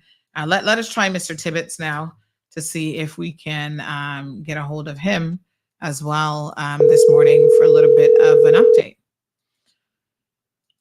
So yes. Let me see here. Somebody's saying they're in the school system, teachers. They said they've still not notified us by email, etc., that there is no school. Heard it on your show this morning. As staff, we would have thought that we would have been notified too. Huh?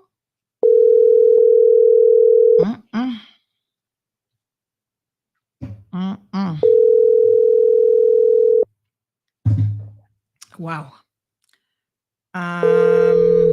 What madness. What madness. Okay. All right.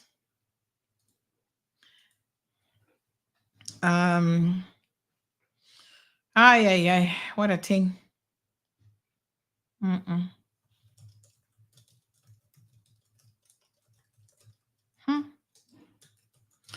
Okay, so yeah, I tell you.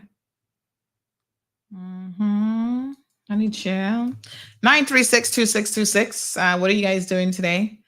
In this stormy weather? Do keep me updated. 936-2626.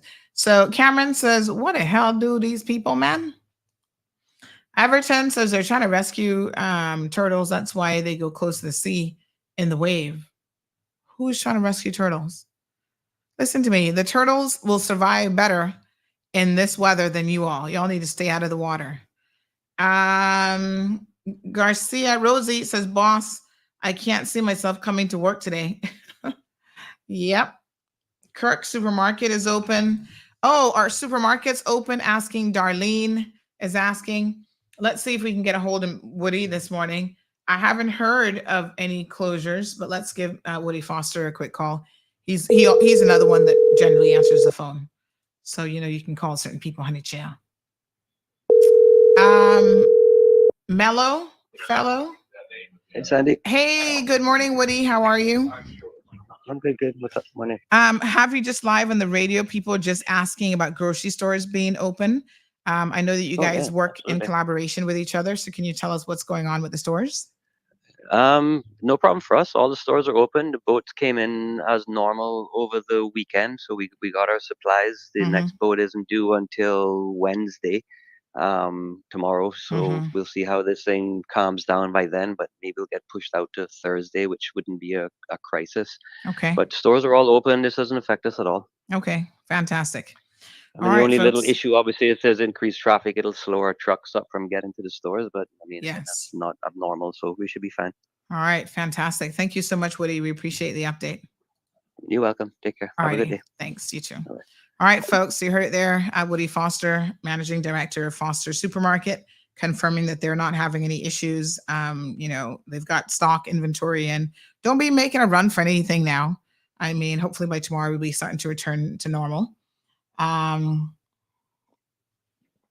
So, they're open. Their stores are open. Just be cautious going out there. Miss Darlene says management is going to make sure their family's fine, worry about the little workers and make them suffer. So this isn't the time, folks, to be,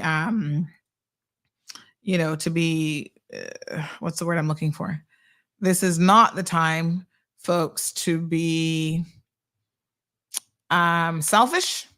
That's probably the best word. Think about your fellow, human beings, coworkers.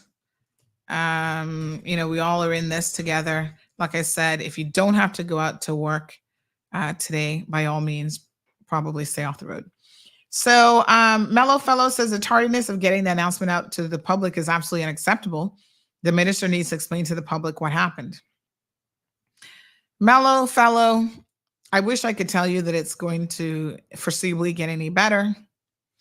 I think part of the problem is there's always this huge chain of command in the civil service with making announcements. I've seen it before, where literally something will be breaking and we're like, hey, we're aware that this is going on. What are you guys doing about it? And they're like, oh, well, we're waiting on the minister. The process is this, Mellow Fellow. Civil servants get instructed. You write the statement. And then they have to write this long, protracted statement or, let's do a video recording. We have to get the premiere ready. Somebody comb her hair. Somebody, put on a little rouge and get in front of the camera. They have, I must say to their credit, realized that all that is necessary because you can just put an overlay over a voice note and kaboom. Where's my kaboom? Honey, chill. Hold on. Kaboom! Modern technology, you don't need all of that. And you can put your messaging out there. So to their credit, they have been doing that more and more during situations like this. But yes, it just takes them a minute.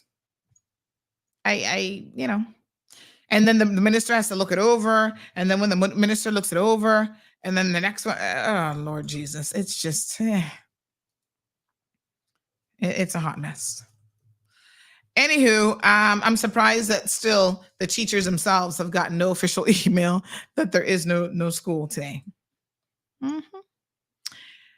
Jane says, I assume that would be the same for those who aren't civil servants, but got to be sure. Strong Wilt says, thank God for CMR. Keep up the good work, Sandy. You are God. No, I'm not God. You're God sent. Oh, phew. Keep safe. Thank you so much, Strong Wilt. Commas are important. Sandy, that is what you called running government business at their own risk and our innocent children feeling it, says Miss Darlene McKenzie. Good morning, Miss Brenda. She said the Ministry of Education and the government schools were all notified early this morning. Don't know why some people didn't get it. Well, these are school teachers. That's not the Ministry of Education. They said they have still yet all now not received any confirmation that there is no school. They heard it on my show. Anybody, yes, moving, boulders or whatever, y'all, please. Y'all need to stop it. So let's see if, I know some of the roadway, I saw some footage here of the roadway, the actual asphalt already being torn up. Yes, we shared those earlier. Thank you so much. Let me see here now. So you've got to be careful. And then we had a little earthquake just now. Okay, honey, chill. 5.5 right off of the coast of Guatemala on the other side. The other side of Nicaragua, Guatemala. On average, we have a couple hundred earthquakes per day. Yeah, somebody says, can you imagine If the Esterly Tibbetts Highway was not built to Batabanu and West Bay Road was the route to and out of West Bay. Well, this is another reason why we need to look very, very closely at the options for the Eastern District as well. Because if our main road gets blocked off, what are we going to do? Where are we going to go and how are we going to get out of here? Someone says, I doubt the docks will be ready to receive containers of food before next week. Although hoarding food is not good either. Maybe people need to be selfless and not clear the food stores. Too many chiefs.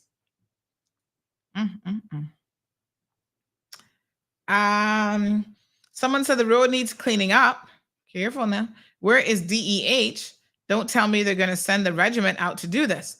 Well, that's what the regiment is actually for, to help out with stuff like this. That's exactly what they're for. Yep. So they will deploy them. I spoke to them this morning. They had not been, as of 7:15ish, they had not yet been deployed, but I suspect that that's part of what the regiment is here for. Somebody says PWD, NRA, and fire service have always done this service. We never needed the Royal Cayman Islands Army. Their function is to suppress the uprising, not the upswelling seas. All right, y'all can probably calm down just a little bit. But if that's what they're there for, why use police services when they're actually out there, doing other things? I'm just saying. People are still upset that we have a regiment. What a hot mess. Okay. So someone said Andre sent out this notice to his constituents this morning. Okay, whatever. Yes, because that's where people are at.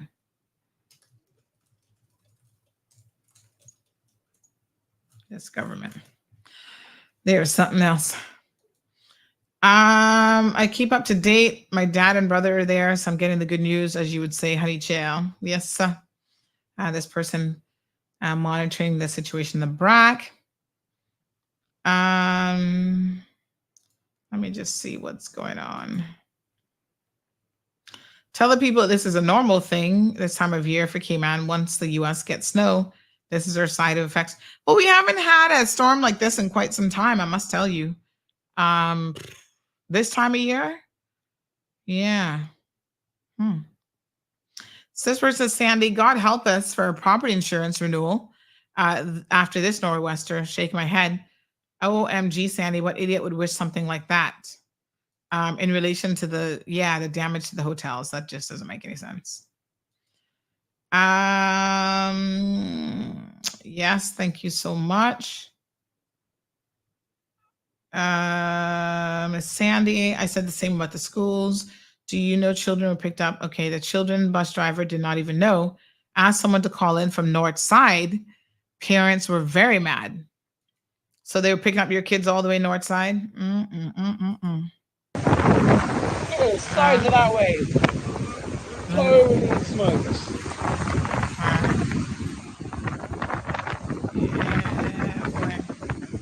I think we should move. All right, hold on. Let me show you guys this one. He's like, I think we should move. Yes, you definitely should. 1 second here. What a hot mess. Let me see here. All right, have a look at this one. Check this one out. Yes, sides of that way. Holy smokes.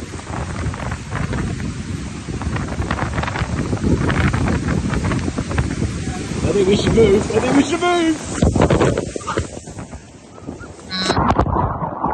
Yep, you should definitely move. Ay.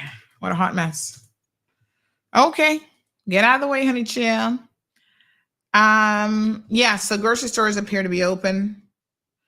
Garrett says people are acting like the turtles are going to drown. Like, seriously. All right, Sharm sending us some additional footage. So, I mean, the good thing is, for the most part, the skies are very, very clear. It's just the ocean and the wind. That is, I see all the trees in the neighborhood swaying with the wind. You're welcome, Miss Darlene. Cameron says, anybody out there swimming in this is putting all lives in risk. Let's be very, very clear, folks. Advisories were issued yesterday to please no water activities whatsoever. So you should not be swimming. You should not be, somebody says, you keep saying storm, but the correct term is nor'wester. You should not be swimming. You should not be diving. You should not be kite surfing. You should not be doing anything, even walking. Even a romantic walk right now on the water is not what you should be doing. Stay away from the water. All right. Cameron says we only like the sus from government. Good grief. Jonathan, good morning. Said we did the same thing during Christmas nor'wester back in the late 80s. They wilding, eating steaks and lobsters. Who?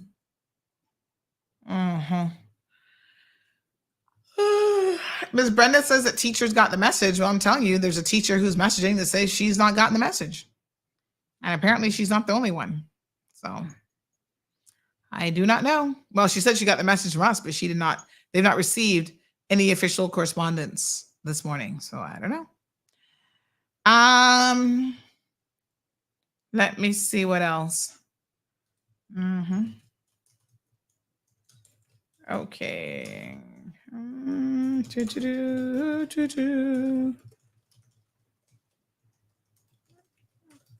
Okay.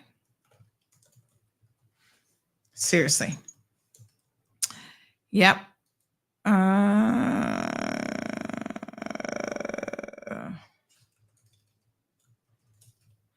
Okay.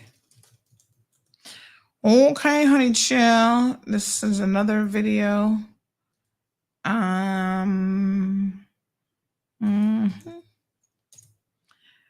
People's Choice Award goes to CMR, says Miss Pat. Oh, thank you. Some parents busy getting their children and themselves ready, so maybe they were not on any type of social media. Yeah, I mean, during times like this, you got to make sure you stay tuned. Bad weather means they know they come. Okay. Gareth says that's why we need secondary routes. Gabby, good morning. They probably expect us to have plane on the east side too. Oh my gosh. Lucy says government will have to dish out money for the taxi drivers to buy food. They're not making nothing before. It's worse now. Well, if you can't go one day without work as a taxi driver, you might need some fiscal help. You shouldn't be running to government just because you can't pick up anybody today. My God. Yes, strong wilt. I did see that. I briefly mentioned what's happening in California as well. So it might make y'all feel better to know that,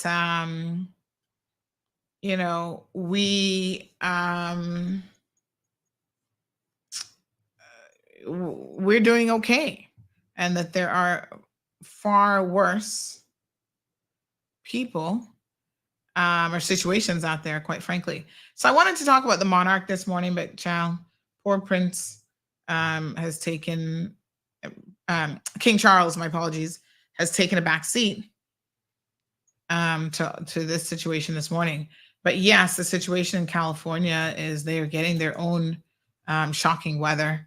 And let me show you some footage. This is a deadly storm that's hitting the West Coast. So let's get this queued up. Just give me 1 second here. I'll show you guys some of this. But yeah, they're saying this is a Category 5 atmospheric river event that is happening in Southern California. Category 5 atmospheric weather event happening in Southern California. So let's have a look at what's going on there. Thankfully, we're okay. We're okay today. So always a lot to be super thankful for. Give me one quick second here, folks. Just going to bring this up so that we can have a look at what is happening here. Pretty shocking footage actually coming out of California as well. So we're having nothing near this, obviously. So Miss Sharm still live, showing us some action there, closer to the South Sound area. And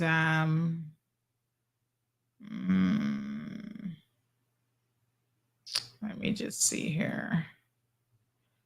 Where have we put this one? Hold on one second, honey Jew.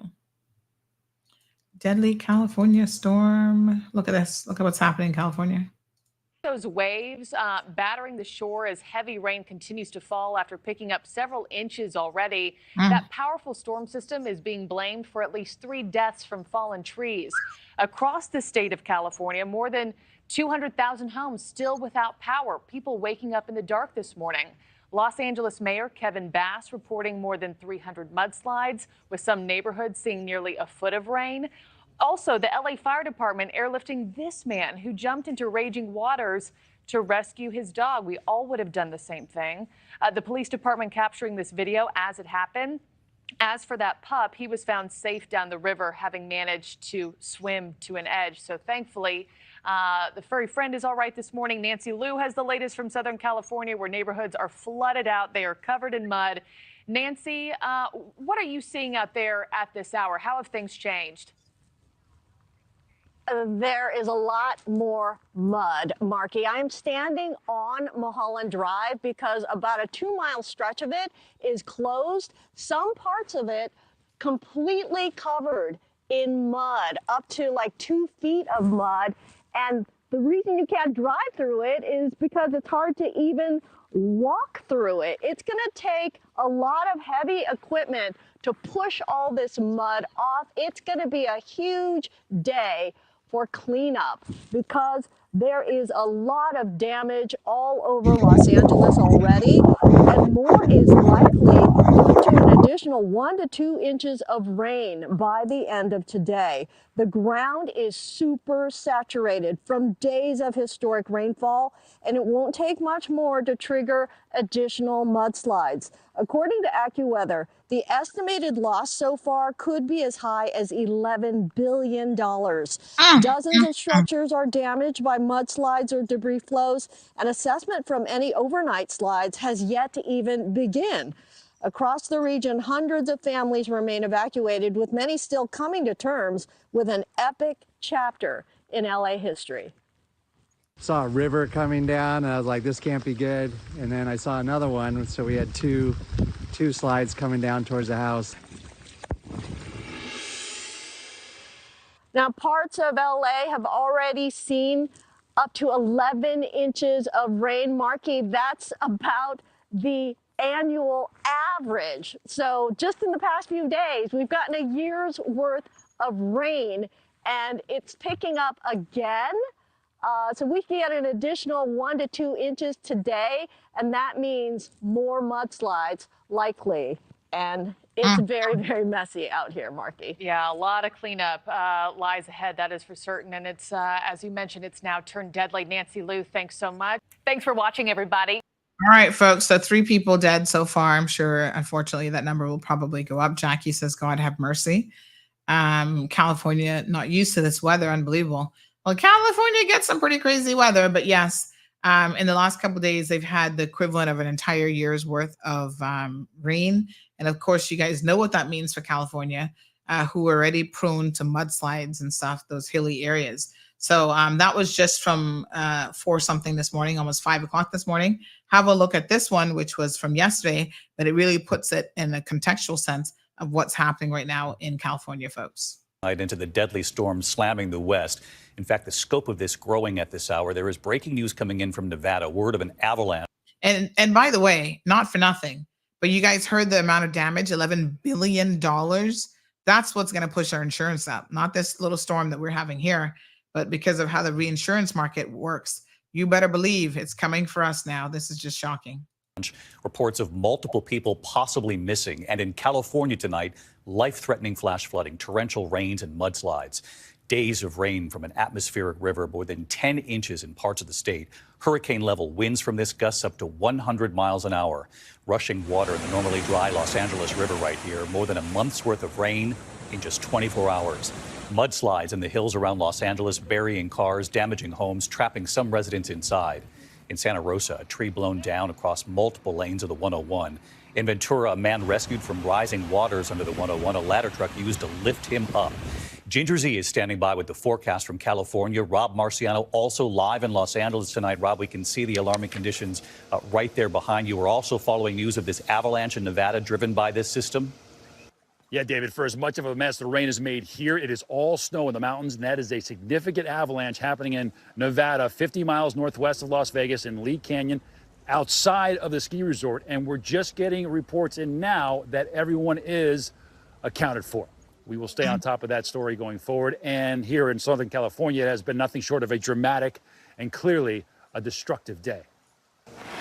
Tonight, torrents of mud and debris rushing through neighborhoods across Southern California.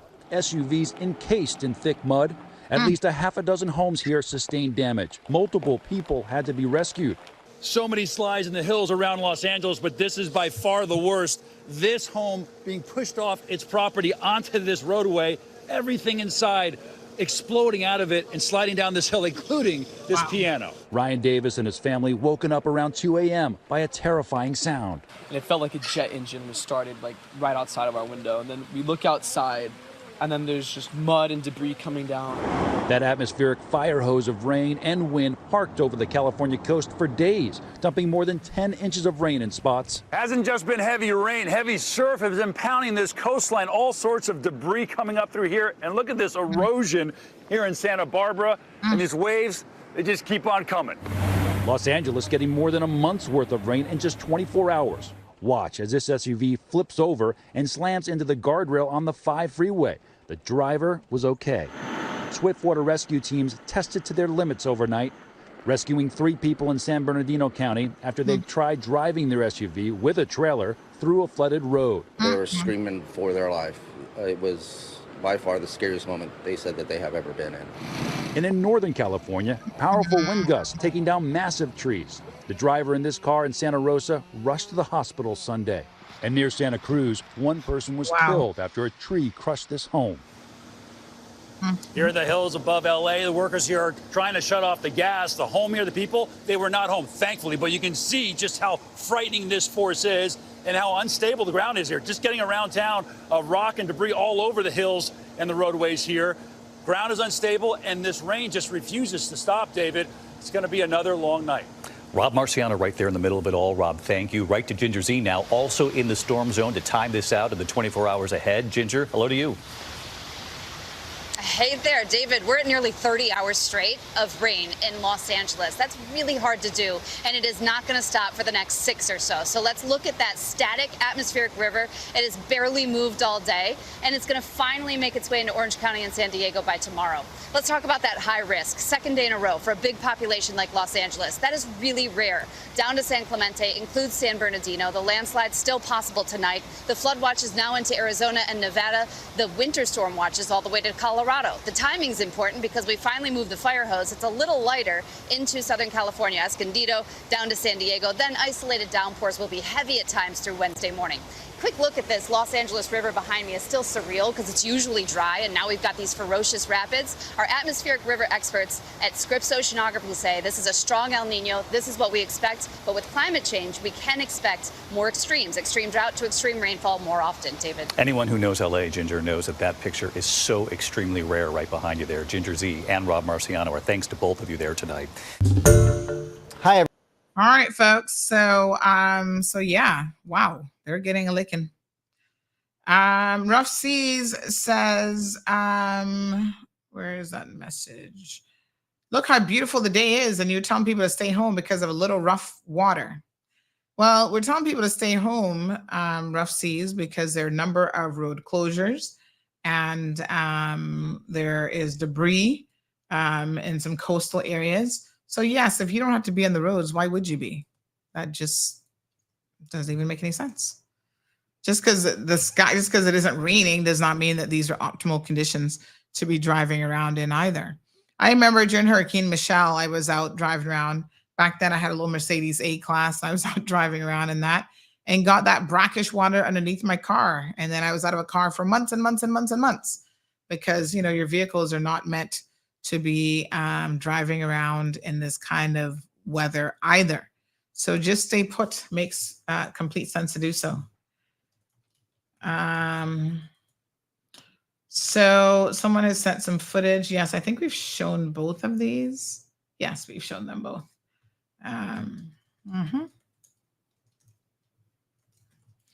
All right, let me see what else is coming in. Somebody says this is Island Club. That's West Bay Road. Let's see here. Okay, so I think we've shown most of these videos. Let me see if we can get any sort of updates. I'm going to try to call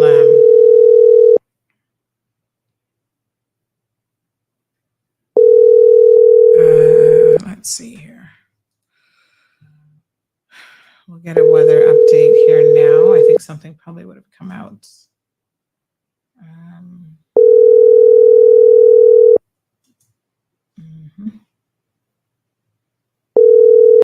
All right, we're going to give NRA a call. It doesn't seem like they're available.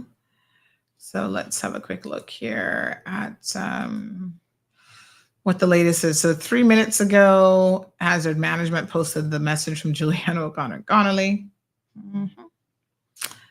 43 minutes ago. So they're continuing to monitor this cold front, that's affecting the Cayman Islands. Marine warning is in effect for all 3 islands, and the public is advised to exercise extreme caution until further updates are made available. So schools are closed today.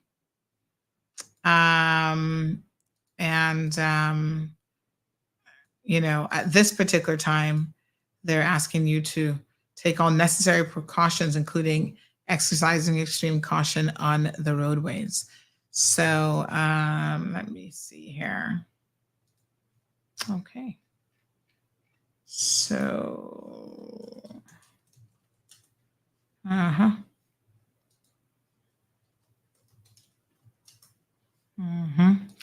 Okay. So again, folks, that's the latest as of 8:30 this morning. I don't know when the next update will come out, but again, there are a number of road closures around the island, and so you're being advised to please adhere to those in particular. Okay, folks? Yes.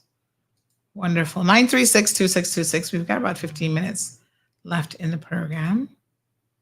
Let's see if we can get a hold of someone else at the Weather Service to give us a little bit of an update. Mr. Tibbetts is out of office. So let me see here now. Let's see if we can get... You know what? You know in WhatsApp when people send you...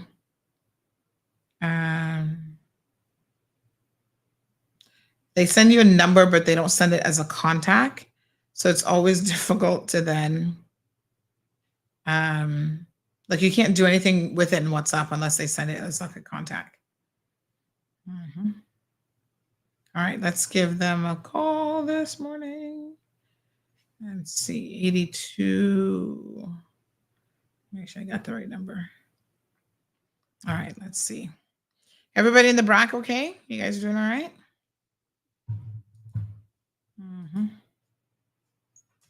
Okay. All righty. Let me see here. Oh my gosh, sorry.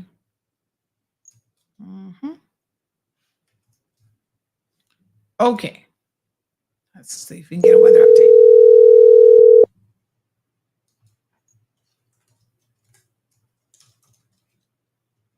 Nope. Okay.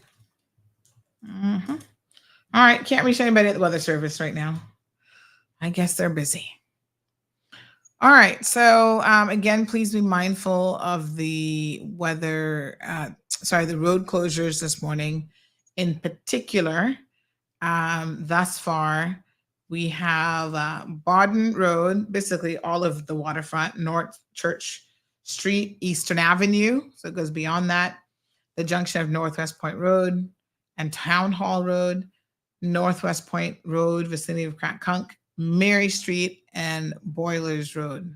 Is it Boilers or Broilers Road? They have broilers, but I'm pretty sure as a Georgetowner who grew up in that area, it's actually Boilers Road and not Broilers Road. There's no R in it as Boilers. So can somebody get hazard management maybe to correct that for us? And again, Cayman Brack also having some advisories about road breaches this morning as well. So Brackers, please stay safe. Okay. So we posted that advisory on social for everybody, just in case. All right. Jackie says, stay safe, people. God bless you all. How is little Cayman? You know, we've not heard anything. Who do we know that's on little Cayman? Do we know anybody there? Mr. Robert, are you there right now? Or are you in Grand? We haven't heard anything about little Cayman, ironically enough. Let's see if Mr. Robert Hurlson is there. And if he can give us a little bit of an update, let's give him a call this morning. He goes back and forth quite a bit, so let's see.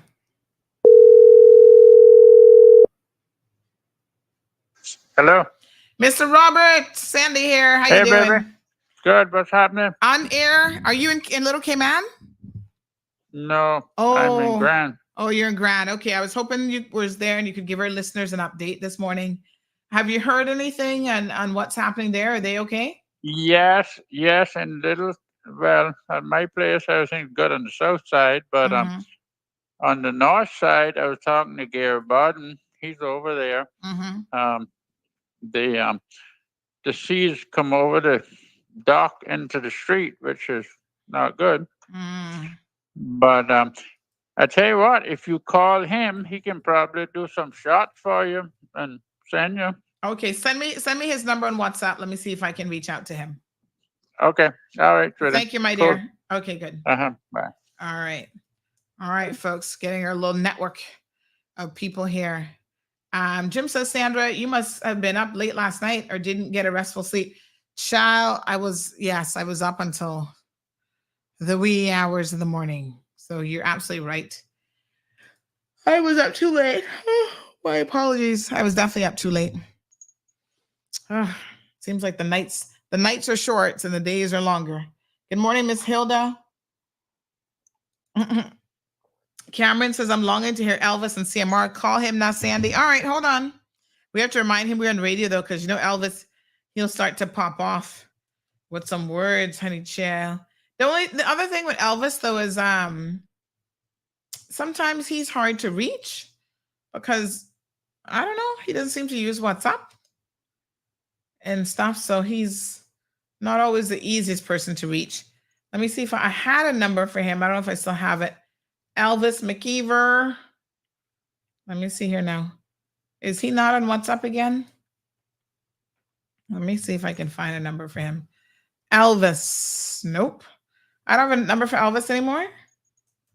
I used to have a number for him, but he's not really a phone person, to be honest. So, he don't tend to answer the phone too much. Let me see if I have a regular number for him. He's not showing up on WhatsApp. So I don't know. Elvis. Yeah, I don't think he has WhatsApp. But let me try calling him on the regular line. See if we can get a hold of Elvis over there. Kim and Brack. What are the brackers we know that are actually there at the moment that could give us a little bit of an update?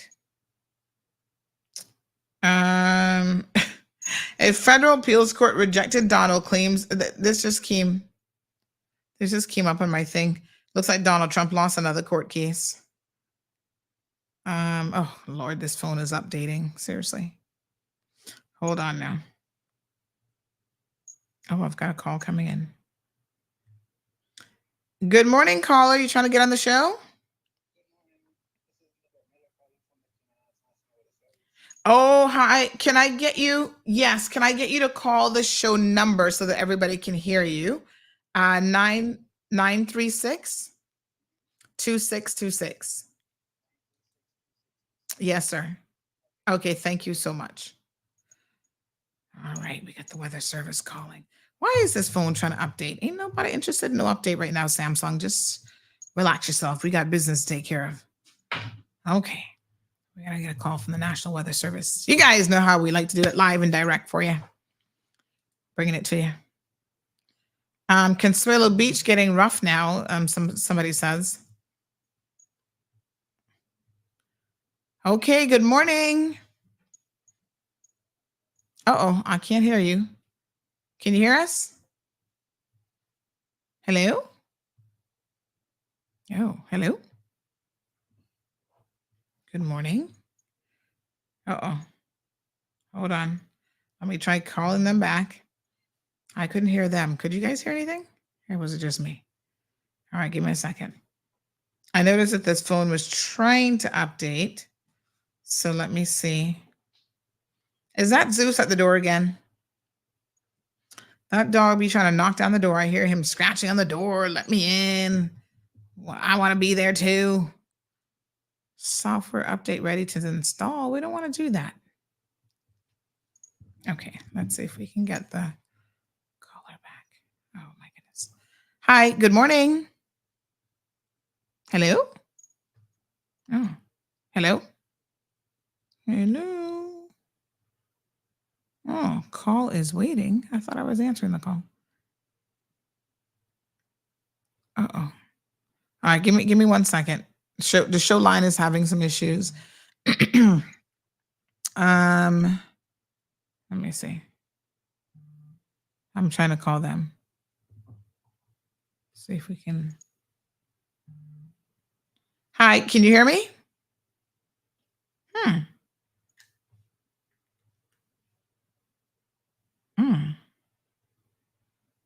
Hello, caller? All right, we're having some issues with the show number. So let me just do this. Hold on 1 second. I don't know. This phone was trying to do an update. So only God knows. Uncold. Okay, hold on. Let's see if we can call. I see you're trying to call, and I'm trying to call you as well, but I don't know what's going on.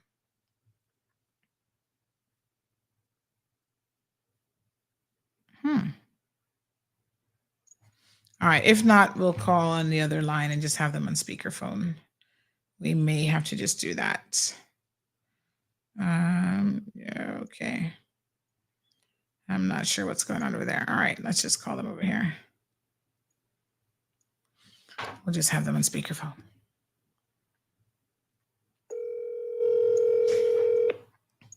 I think this phone wanted to run an update or something. Hello. Hi, sorry, I could not hear you on the other line. It was, I think, maybe trying to run an update, but I've got you on speakerphone so our listeners can still hear you that way. Okay. So good morning, first of all. Good morning. So you're calling for the National Weather Service, yes? Yes, I am. I heard that you guys were trying to reach us. Yes. Just give me your name, please.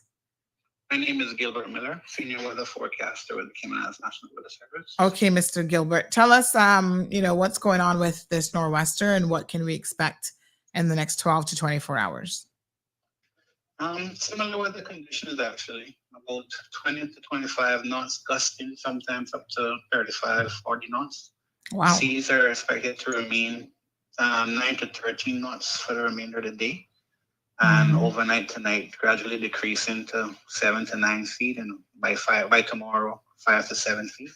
Winds we expect to drop down by tomorrow about 15 to 20 knots with higher gusts. Yeah, as the front itself moves away and the pressure gradient weakens over the area. Wow. So what advisories are out at this particular time for individuals who, are listening to the program? There is a marine warning is in effect, which means that all vessels should be remaining in safe harbor. No one should be in the water at this point in time. And you should be very careful along the coast, especially in the north and west side of the island, as these waves have the potential to not only move water in, but anything with it, such as boards or rocks or all these other things are going to be coming with it. So it's not safe to be on the coast anytime right now for the next 24 hours. Okay, so definitely nothing in the water, and advise really nothing on the coast as well. Yes, please be careful along the coast and driving along the coast. Yes, and we see quite a few people are out trying to watch it. They're excited to see a little something different. What advice do you give to these individuals? Don't get too close. I myself have seen some videos where people are literally running away from 3 feet of water, incoming water. That amount of water can grab you and take you back out. So I would not advise getting too close to the coast. If you want to stay back and watch it as it comes in, that's fine. But just be very careful getting too close to the waves. Yeah, good advice. All right. Well, thank you so much for this weather update this morning. You're welcome. Okay, we appreciate it. All right, Mr. Gilbert there from the National Weather Service. Thank you, sir, for that update. So yes, again, you've got to understand that the emergency services, I saw Magdalene responding to that message, says that, we've already got road closures and so on. Why add to the chaos if you absolutely do not have to? Alejandro says he got to go to work, and his boss is a lady, and so she's making him kind of work. Alejandro, I thought you were your own boss. I didn't know you had another boss. But anyway, be reasonable, people, about what is going on out there. Let's see. I think we've got. Oh, hello. Good morning. Hi, Sandy. This is Gilbert again, calling from the Weather Service. Hi there. Just for future reference, if you want to reach the office, it's Yes. 945-5773. Let me see. 94. Let me just write it down 1 second here, and then I can save it. So 945. 5773, and that'll take you straight to the forecaster on duty. Oh, okay. Good. Forecaster. Right. Thank you so much. You're welcome. All right, my dear. Thanks. Appreciate it. Bye-bye. All right. So that's definitely a number that we should save. That's good. Thank you, National Weather Service. Being proactive and everything.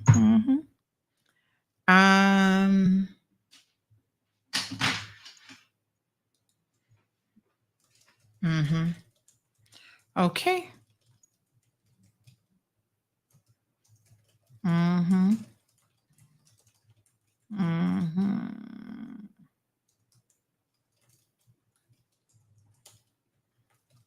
All right, folks.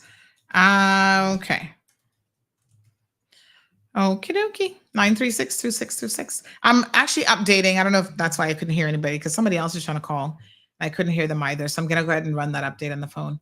So somebody says, meanwhile, in Bodden Town, it is flat calm. Yep. Thanks for the photo. That is Mother Nature for you, honey chill. Just depends on where the storm is coming through. Someone says, I asked them to call into the show. This person says, Miss Sandra, I hope you're well. They had a break-in last night at Salt Sea Farm. Is this the same video? Oh, no, that's somebody else. Oh, okay. Let's see if we can restart it. We only have 3 minutes left, but someone also sent Oceana Garage is completely underwater. Where's Oceana Garage? I don't even know where they are, but that's, wow. I guess That's why you don't have a basement or garage in Cayman, because yeah, I could see where that would be a problem. We're not designed to have basements here, just in case you didn't get the memo. Yep, I would say so. Let me just see where this video is. I'll show this one to you guys. But folks, I think we're going to be okay. Nothing too bad. But again, just try to stay indoors if you can. Stay out of the way of other people who are actually trying their best to do their jobs. So let me see now. This is a garage. I guess I don't know where Oceana is. What? Wow. Right on the water, that's for sure. And look at the ocean coming in. Boom. Oh my God. All those cars. Oh no. What? Oh, those cars can probably go right off. 172 Comfort Street. Damn. Ooh. Oh my gosh, that hurts. That hurts. Folks, you parked your car there? Ay, ay, ay. No, sir. Lord Jesus, them gone. No, sir. Wow. Okay. Phone ring. Oh, hold on. I shouldn't be hearing it ringing like that though. So let me plug back in. Uh-oh. Hello, caller. Good morning. Hold on one second for me, honey. There we go. I think I can hear you now. Hello. I said, I hope my car insurance company does not put up my premium because of people's stupidity. Wow. That's the reason why we don't put, I mean, we are putting buildings so close to the waterfront now. When it comes in, it just comes straight through. Yeah, it's crazy. It is pretty crazy. Talking about insurance, Sandra, this is something I've wanted to talk about for a good while now. Mm-hmm. When you insure your car, what is it insured for? Well, this is why you better try and read your policy, because... No. I mean a new car. When you go to insure a new car, what do they insure it for? Well, you need to read your policy. Okay. What I'm getting at, they insure your car for the value. You put a comprehensive... Oh, for the value, yes. For the value. And that value depreciates as you go along. I say this to say that the housing insurance, no. And I think government need to look into this. They are actually not insuring your property for the value. I mean, the current value, they are not insured. That's not what they are insuring your property for. What are they insuring it for? They are insuring your property for replacement value.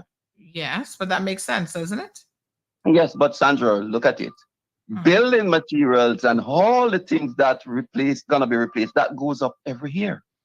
Yes, well, that's why you should be getting current valuations on your property often, because the replacement value on your home has definitely gone up. But what happens is, to be honest, most people don't want to pay the higher premium, so they don't bother to get updated valuations unless the bank forces them to do so. And when the bank finally says you need to do it, if you're doing it every 5 years, in between that time, if something happens, you're going to have a problem where you're going to be underinsured to replace your home. Because normally the replacement value is higher than the value, like the sale value of your home. Yes. You know? So, and every time interest rate goes up, we got a knock-in. You understand? So I heard you talking about rentals some times ago, and this is one of the things that that affect rental. Mm-hmm. Some landlords will pass the cost on, some won't. Mm-hmm. And it all boils down to, you have a saying that the good suffer for the bad. Mm. Yes. Well, this weather that we are going through now, it's not strange to us, but I would advise everybody just to be careful. Mm-hmm. Absolutely. Thank you so much. I appreciate it. Yes. And, again, this is one of the issues that landlords have to struggle with, folks, is also making sure that their places are properly insured. But we should all do this. I mean, listen, the only time you think you need an evaluation done is when you're going to go sell your house. Well, that's not true. You need evaluations done outside of that as well. So thank you, caller, for reminding us that you might want to call them today because, they might be giving you some jacked up rates. But to remind yourselves to always have your insurance policies current and up to date. And yes, y'all want the benefit of multi-million-dollar properties when you're going to sell. But that also means that especially if you have a bank loan, that you might be paying more on your insurance as well. Good morning, caller. Welcome to the program. Good morning, Miss Sandy. How are you doing? Hi, honey. How are you? I'm not great. I was hoping to reach out to the public to know if they had any information. Last night, our sea salt farm in Pedro was broken into and a bunch of our equipment was stolen. Tell me now, you say a sea salt farm? What exactly is a sea salt farm? I'm the operations manager for Cayman Sea Salt. We are a Caymanian micro business that have been operating for 20 years now. Nearly 20 years. You make sea salt? Yes, we do solar evaporated sea salt. Okay. And our farm where we solar evaporate our sea salt is in Pedro.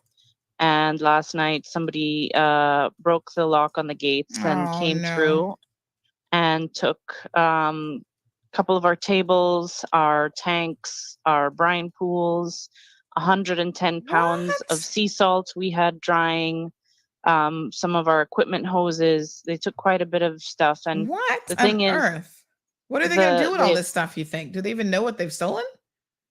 I'm not sure. I don't know what they would need it for. As long as I'm aware, we're the only one doing the sea salt on island. It's more of a labor of love than anything. Mm-hmm. A madman's profession, really. And if someone, if they were transporting it, it's quite large equipment, so they would need a trailer. So I'm sure somebody somewhere saw 3 large tanks being transported from, last night or yesterday. So these are these big tanks that look like water's in them? We keep our brine in them. So once we put the seawater in it, we let it turn from seawater to brine once it evaporates. And then we put our brine into our solar evaporation pans. And then we put those pans into our tables that are hand built. And they have everything is painstakingly taken. We hand create everything. We don't have any electricity, no water. We try, minimal impact. So I would appreciate if anyone had any information at all. It would be great to contact us at Cayman Sea Salt at Kandiwaki, or call us at 943 SALT, or reach out to us on our Instagram is Cayman Salt.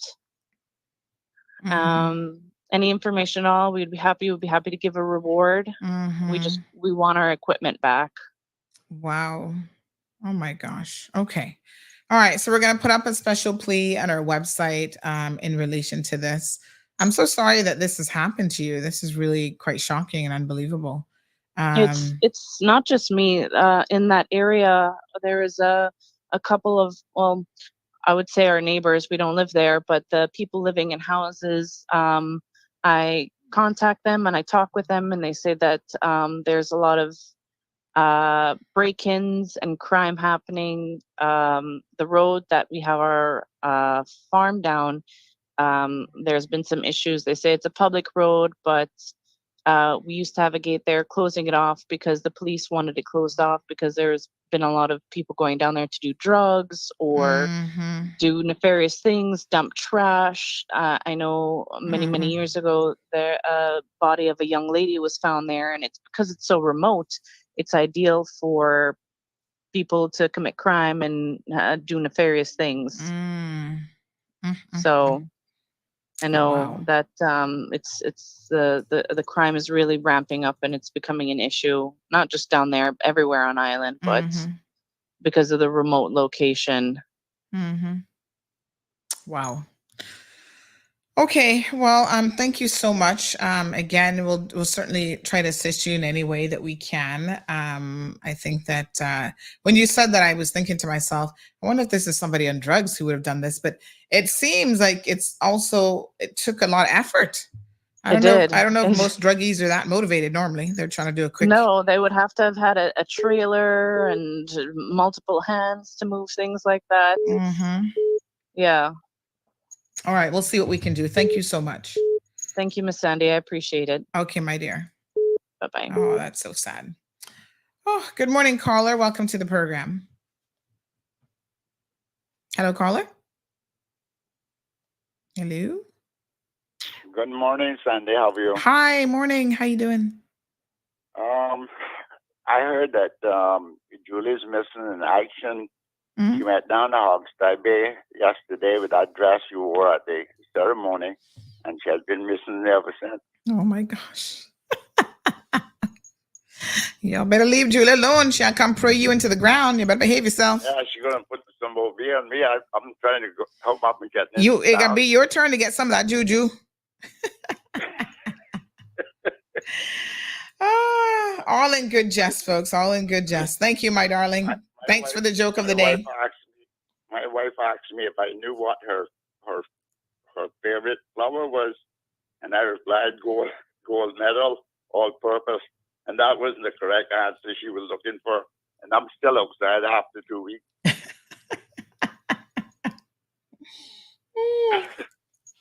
Thank you, Mr. Dexter. Keep up the good work. I appreciate it so much. Okay, bye. All righty, bye-bye.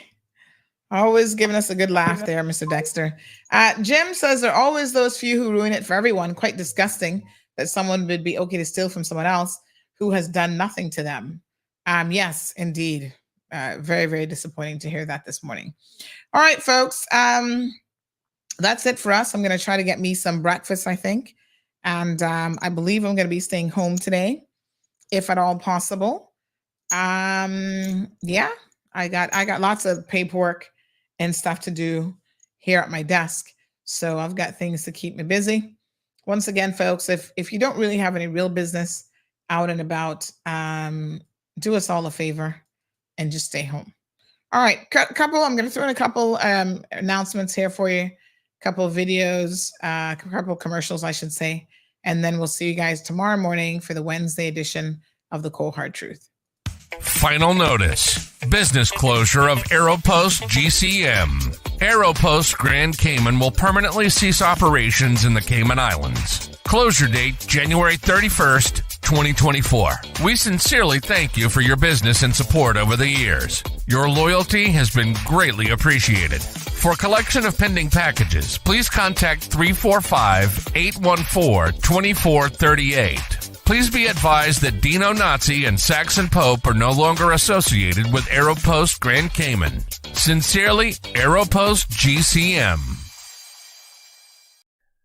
Looking for an affordable, reliable car with low miles, full leather interior, 3-camera dash cam, Apple CarPlay, and much more? This 2019 Jeep Cherokee Latitude Plus 4x4 is a steal with multiple upgrades. Call today. Seller is motivated, so don't delay. Send a WhatsApp message on 324-1613 to arrange a viewing.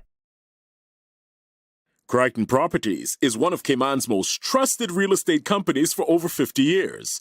We offer a diverse selection of property listings and help our clients navigate the world of buying or selling their properties with confidence. Crichton is a name you can trust with our excellent customer service and family-friendly touch. Contact us today to list your home, land, or condo for sale by calling 949-5250 or email info@crichtonproperties.com. Are you tired of overpaying for TV services? Can't figure out VPNs? Constantly missing your favorite TV shows? And no access to the good stuff on streaming services? The frustration is real, but it doesn't have to be. Contact Roque, Cayman's streaming pros. We'll put you back in the driver's seat in front of your TV. Call, WhatsApp, or message Roque today on 926-1213. Roque is not a TV service provider. Terms and conditions apply. Thank you for tuning in to another episode of The Cold Hard Truth on Bobo 89.1 FM. Cayman's #1 talk show is live weekdays from 7:30 a.m. Never miss an episode again. Watch anytime on CMR's Facebook and YouTube channels for the latest show episodes. Don't forget to follow us online on our social media channels and visit CaymanMarlRoad.com for all the latest news and community happenings.